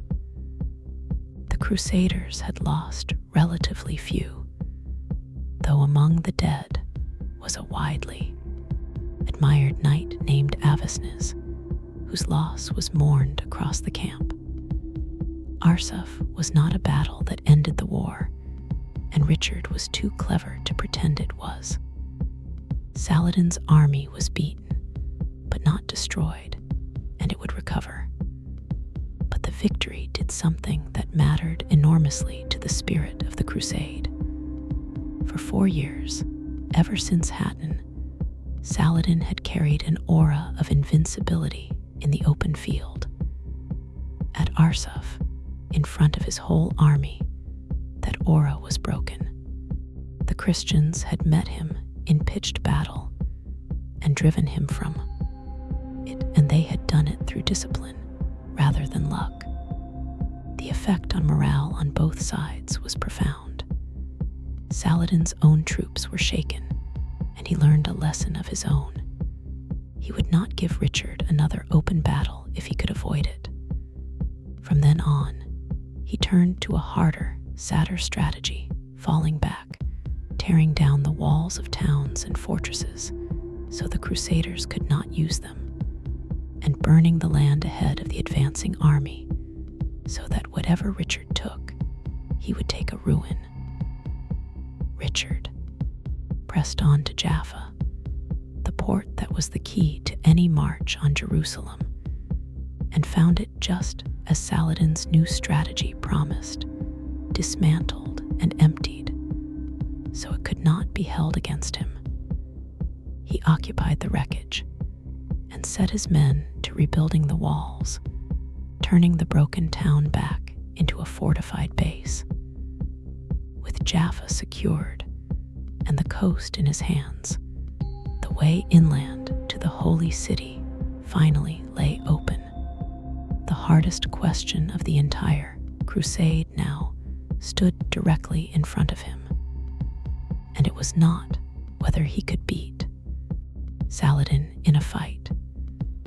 It was whether he could take and hold Jerusalem at all.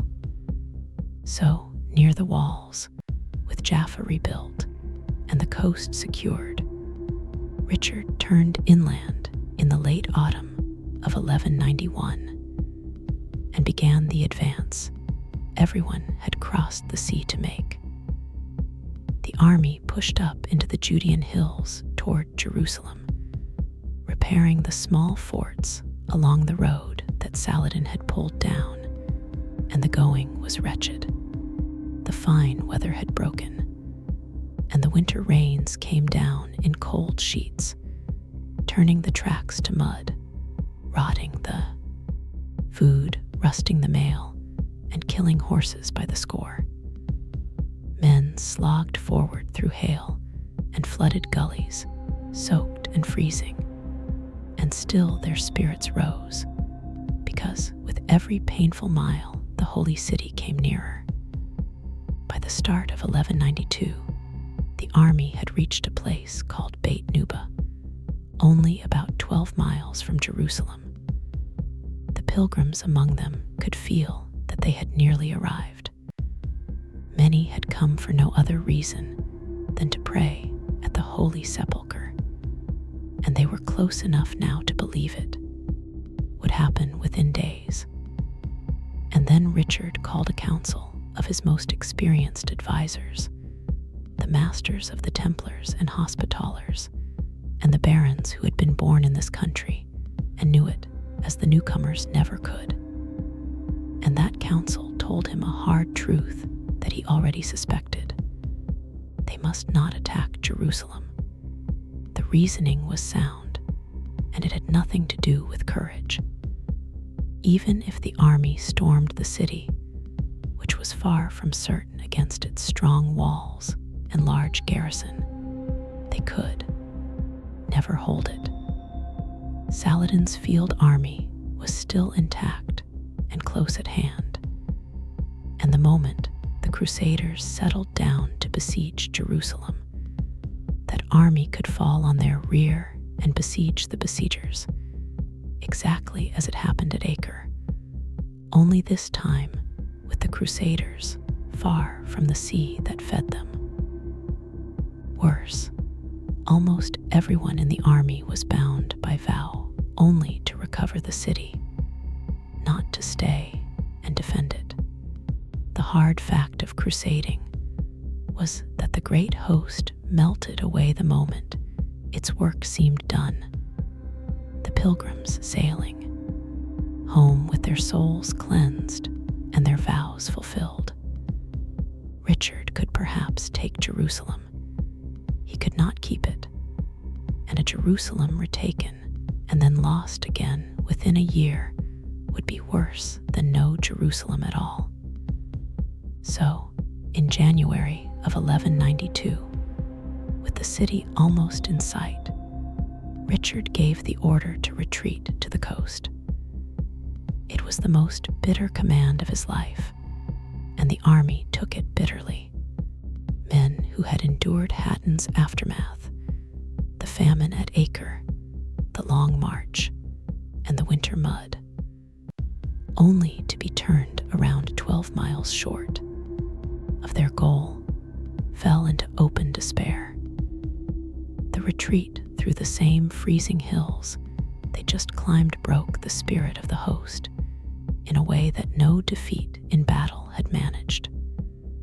Richard, who could read men, understood that he had done the militarily correct thing and the emotionally devastating thing in the same stroke, and he knew it might cost him the campaign.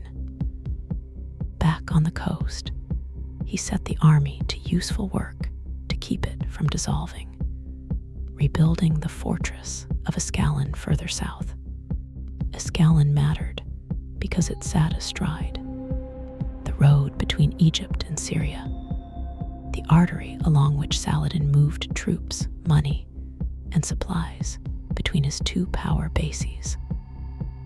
A strong Christian fortress, there would cut that road and threaten the whole structure of Saladin's realm. Richard threw himself into the work, reportedly carrying stone alongside the laborers, and paying the men out of his own purse, doing anything to keep the army busy and together through the spring. While he labored at Ascalon, the politics of the kingdom finally came to head, and they came in blood.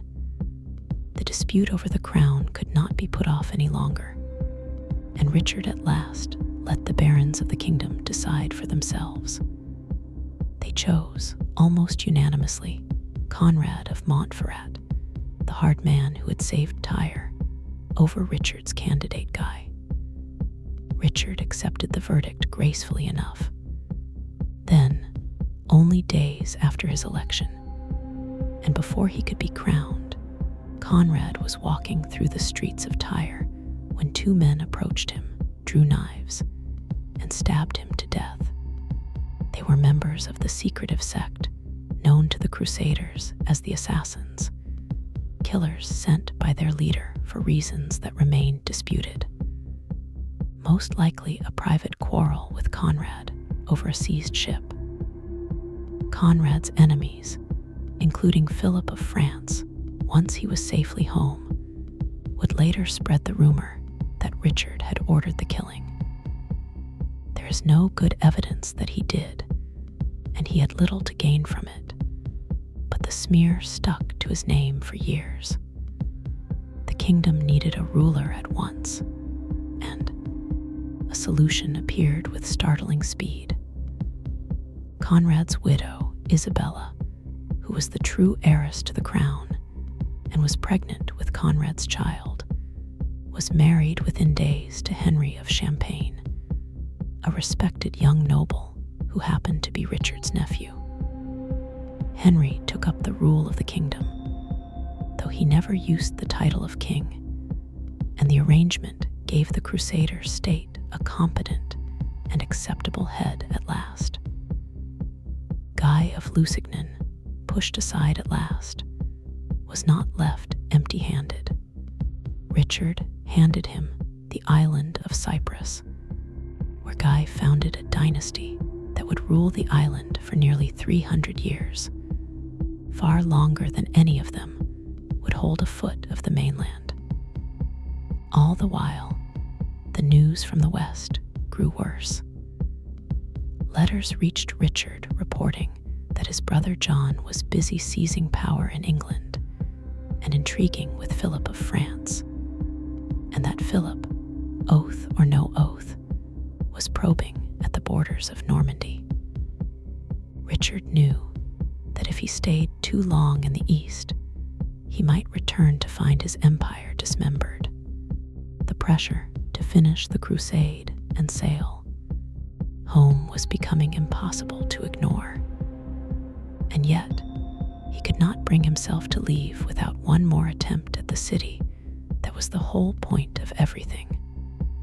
So, in the early summer of 1192, against his own better judgment, and carried along by the longing of the army, Richard advanced inland a second time. Once more, the host climbed into the hills, and once more, it reached Beit Nuba within sight of the goal. The army was eager, almost frantic, to push the last few miles, and once more, the council of experienced men laid out the same unanswerable arguments. Nothing had changed. They could take the city and not hold it. Saladin had even taken the precaution of poisoning or blocking the wells around Jerusalem so that a besieging army would die of thirst in the hills as surely as Guy's army had died on the road to Tiberias.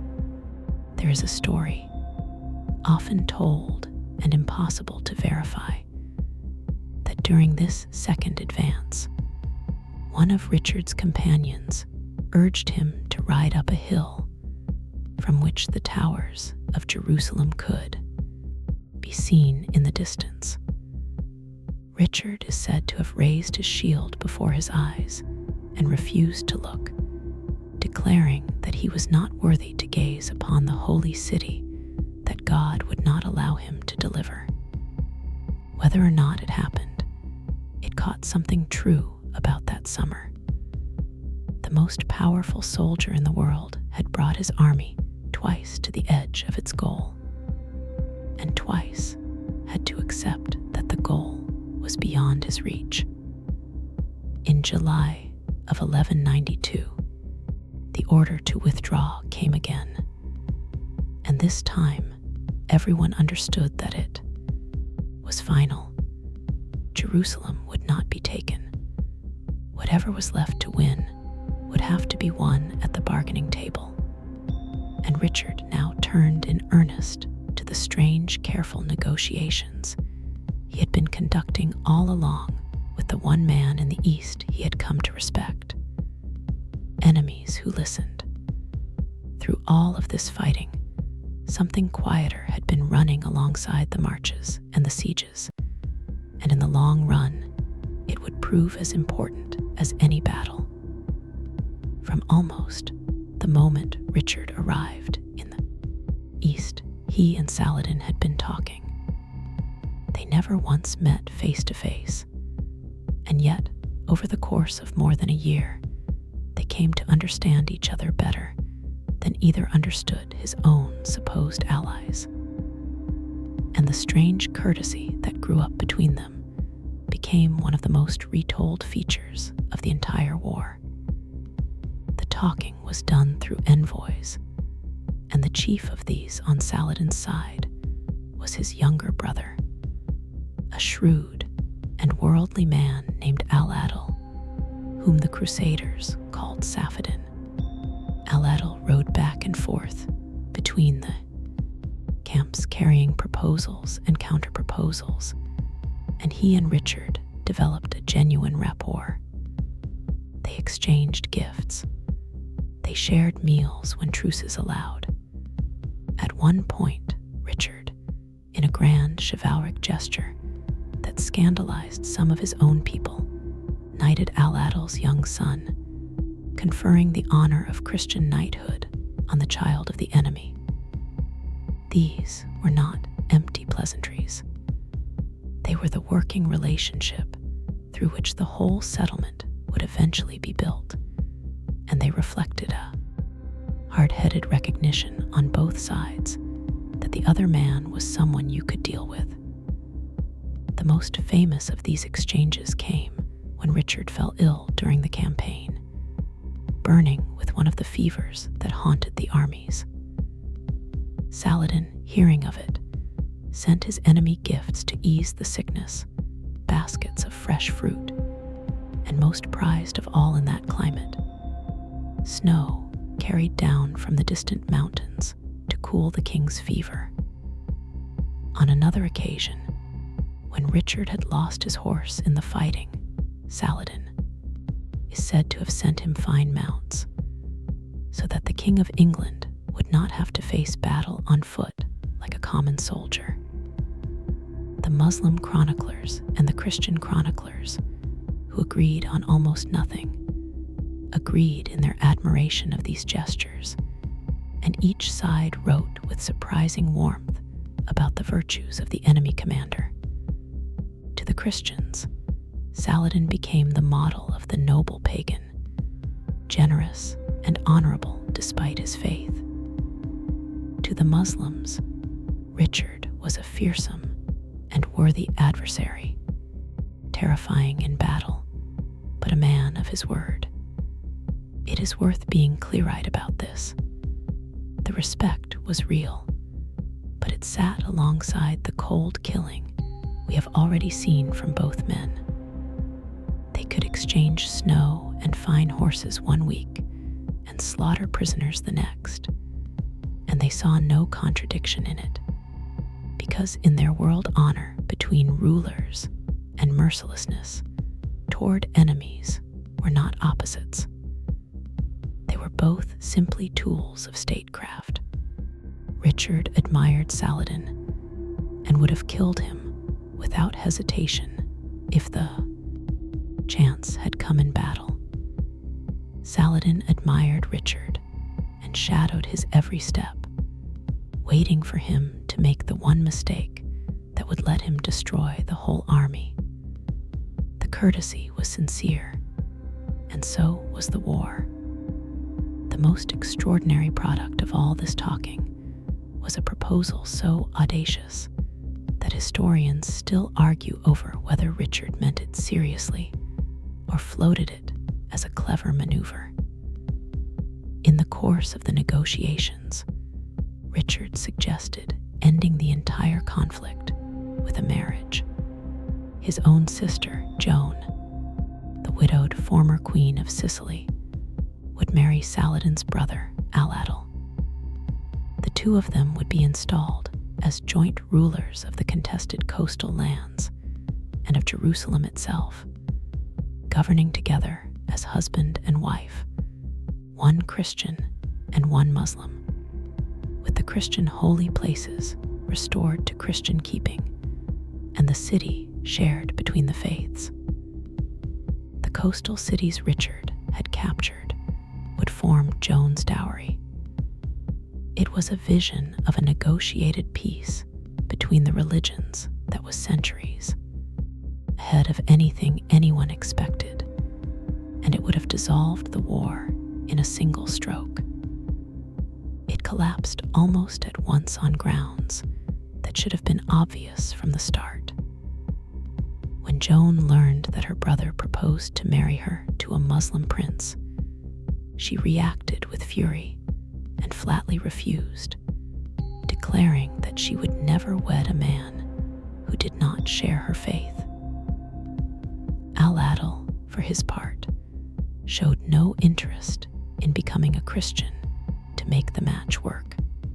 The churchmen on both sides were appalled at the idea of a holy place, ruled jointly by a Muslim and a Christian, and there is a strong suspicion that Saladin saw through the whole thing and called Richard's bluff by agreeing to it readily, leaving the embarrassed king to discover that his own family would never allow it.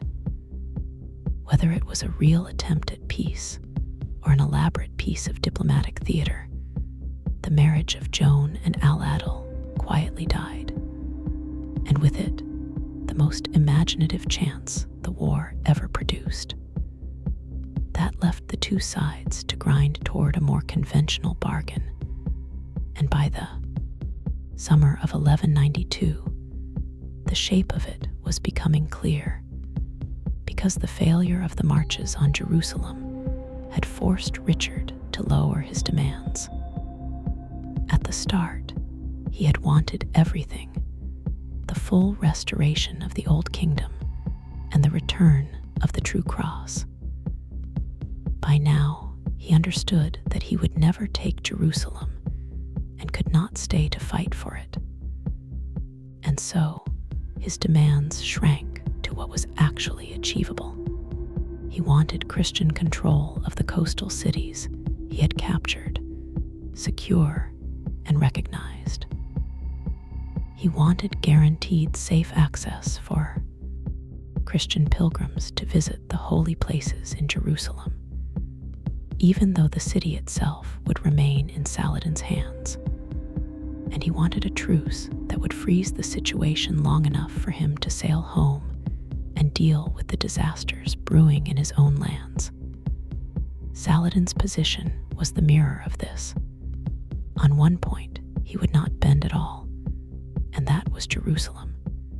He could not give up the city. It was sacred to his own faith, the place of the prophet's ascension.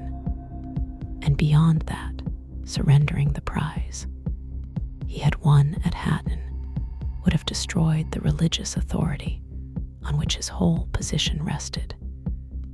He had united the Muslim world by promising to recover Jerusalem, and he could not now hand it back to the unbelievers and remain the leader he claimed to be.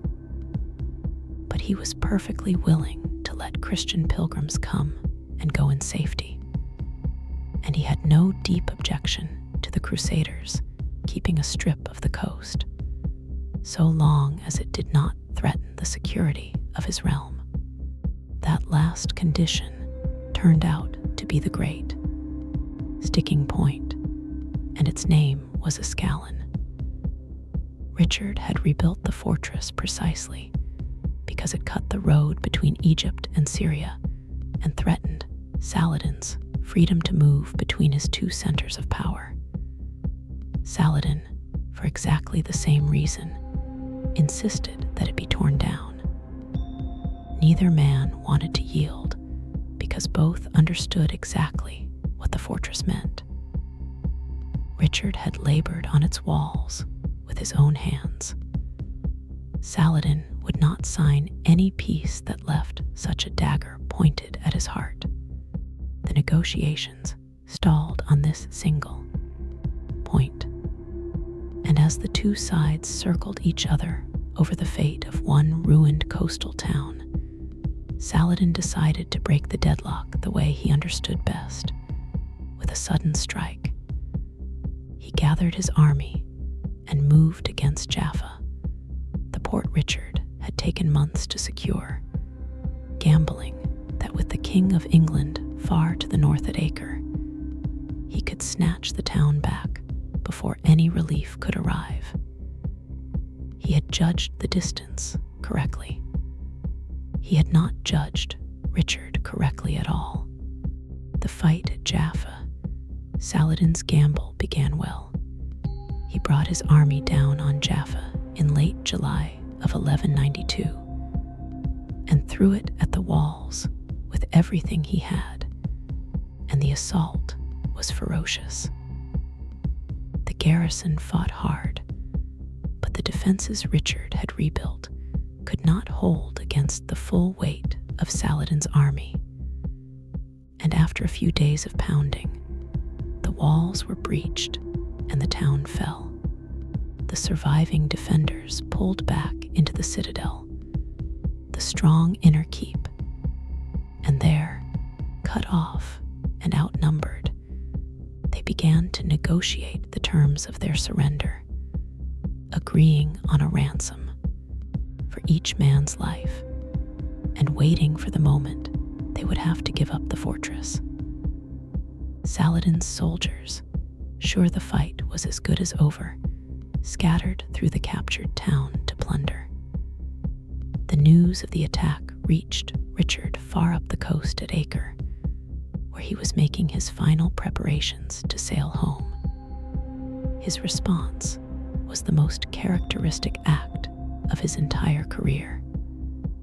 Rather than marching the army the long way down by land, which would take far too long, he flung himself aboard a handful of fast galleys with whatever fighting men he could grab on short notice, and raced south along the coast by sea, gambling everything on speed. He arrived off Jaffa at first light, and from the water he could not tell whether the citadel still held or had already fallen, whether he was sailing into a rescue or into a trap. The question was answered in an unforgettable way. A priest from the besieged garrison, seeing the galleys offshore, threw himself off the citadel's seaward wall, plunged into the harbor, and swam out to Richard's ship to tell him that the defenders still held, but barely, and that there was no time to lose. Richard did not wait to organize a careful landing. He was, by every account, the first man over the side, leaping from his galley into the surf with a crossbow in his hands, and waded ashore through water up to his thighs, his men scrambling after him onto a beach crowded with surprised enemy soldiers. The Muslim troops in the town, scattered and loaded with loot, were caught, completely off balance by the sudden assault coming out of the sea. Richard drove straight into them, and his small storming party, fighting with the fury of men who knew they could not afford to fail, swept through the streets and pushed Saladin's army back out of the town it had just taken. By the end of the day, the King of England had retaken Jaffa with a force that should have been far too small to do anything of the kind, simply by arriving faster and hitting harder than anyone believed possible. Saladin pulled back from the town, humiliated and angry, but he had not given up. His scouts soon brought him a piece of information too tempting to ignore. Richard had come south in such a hurry with so few men that he was now camped outside the walls of Jaffa with only a tiny force, a few hundred infantry, a handful of knights, and almost no horses, perhaps no more than 15 mounted men in the whole army. Saladin had his entire host close at hand. If he struck quickly at dawn, before Richard could be reinforced, he could overwhelm the little camp and capture, or kill the King of England himself and end the crusade in a single morning. On the 5th of August, he sent his army forward to do exactly that. What happened next was Richard's masterpiece, and it was a masterpiece not of reckless courage, but of cold tactical control. Warned of the coming attack, he arranged his pitifully small force into a defensive formation designed to break cavalry. He set his foot soldiers in a tight line, each man kneeling behind his shield with the butt of a long spear planted in the ground, and the point angled up and outward at the height of a horse's chest, so that the line presented a continuous wall of spear points to any charge.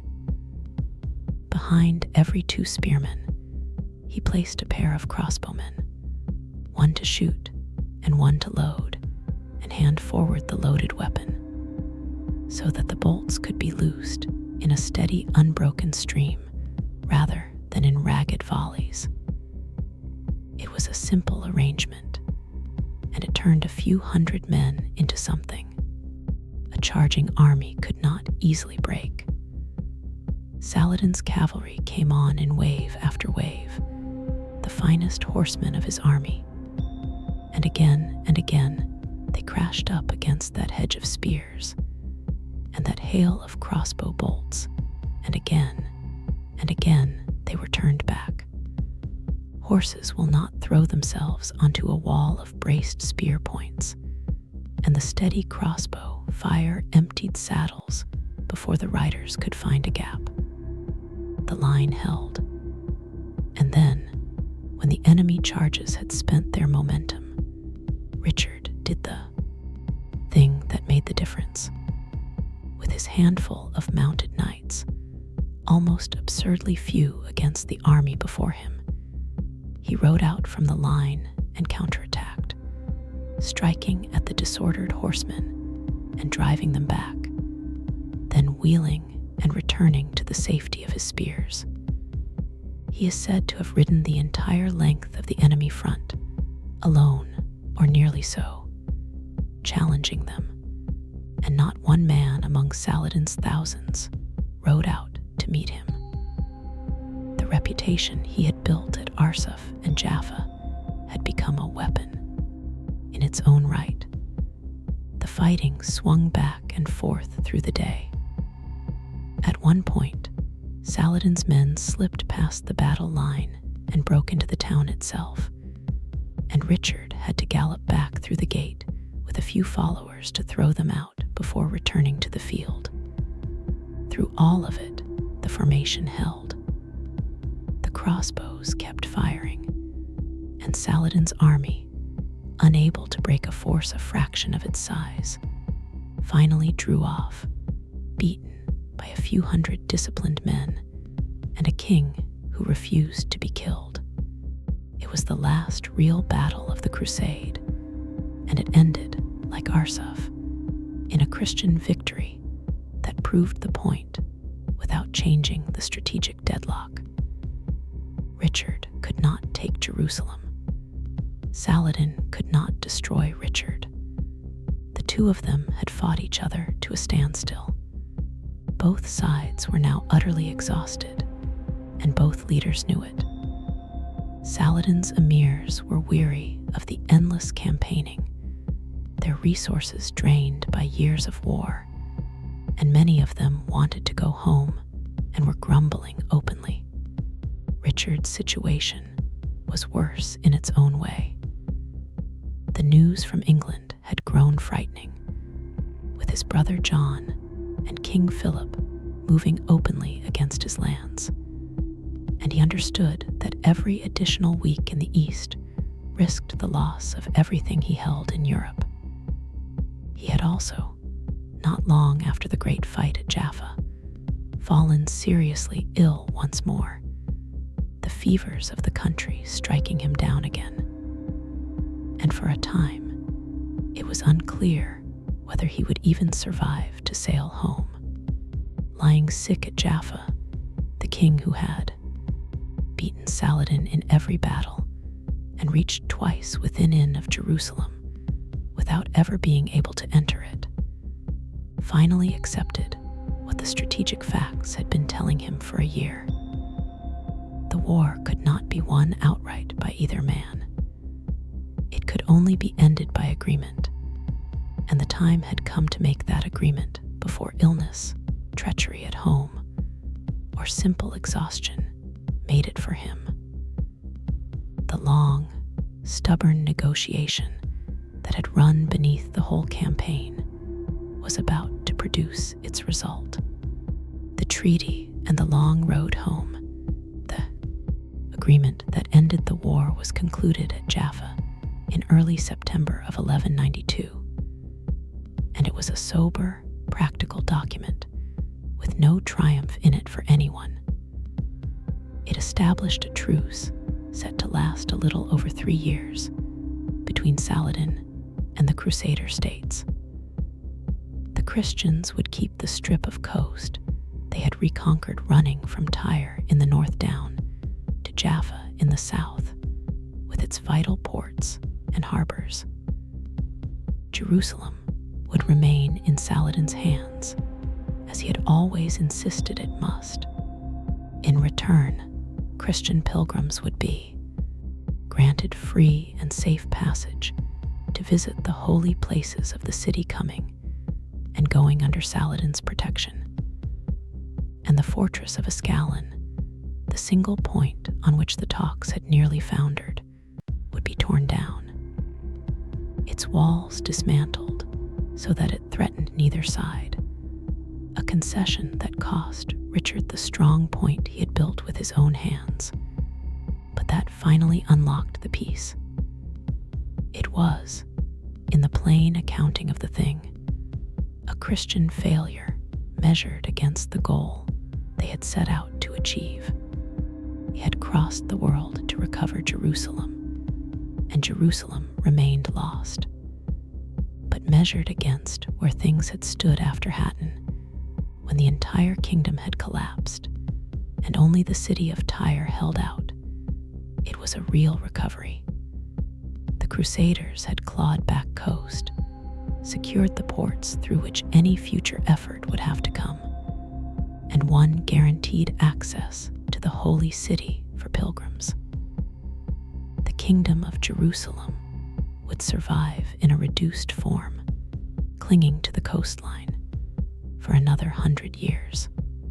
Richard had not won the war, but he had stopped the bleeding and stabilized a situation that had looked terminal. And that was no small thing. In the days after the treaty was sworn, many of the Crusaders took advantage of the safe passage to make the pilgrimage to Jerusalem at last, walking unarmed into the city they had fought so long to reach. And Saladin received them with the courtesy that had marked his whole conduct of the war, allowing them to pray at the holy places in peace.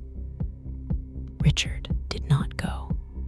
He had refused to look upon the city when he could not take it, and he would not enter it now as a tourist under another man's protection.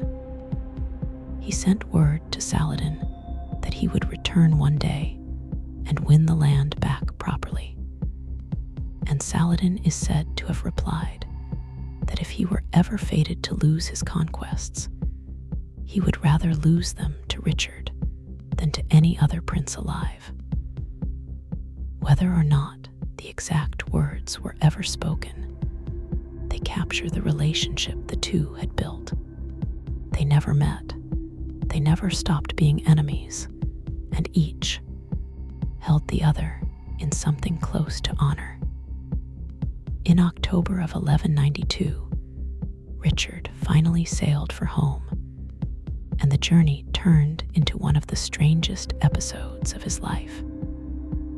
The direct sea route back to his own lands was closed to him because the Western Mediterranean was full of his enemies, chief among them King Philip of France, who would have given a great deal to lay hands on him. Then storms scattered his ships and drove his vessel to the head of the Adriatic, far from any friendly shore, leaving him stranded in the heart of hostile territory. To get home, Richard would have to cross Central Europe overland, and Central Europe was a minefield of men who had reasons to want him dead or captive. He tried to slip through in disguise, traveling with a small party and passing himself off as a merchant or a pilgrim, hopping to reach the lands of allies before anyone recognized the most famous soldier in Christendom. The route, unluckily, took him through the lands of Duke Leopold of Austria, the very man whose banner Richard's soldiers had thrown into the ditch at Acre, and who had been nursing that humiliation ever since. Near the city of Vienna, just before Christmas of 1192, Richard was recognized, perhaps by the fine quality of his clothing showing through the disguise, perhaps by a servant. Leopold's men seized him, and the proud Duke of Austria found himself holding the most valuable prisoner in Europe. Leopold did not keep him long. The capture of a crowned king on his way home from a crusade was an outrage against the customs of the time, and it scandalized the church. But it was also far too profitable to pass up. Leopold handed Richard over to his overlord, the Holy Roman,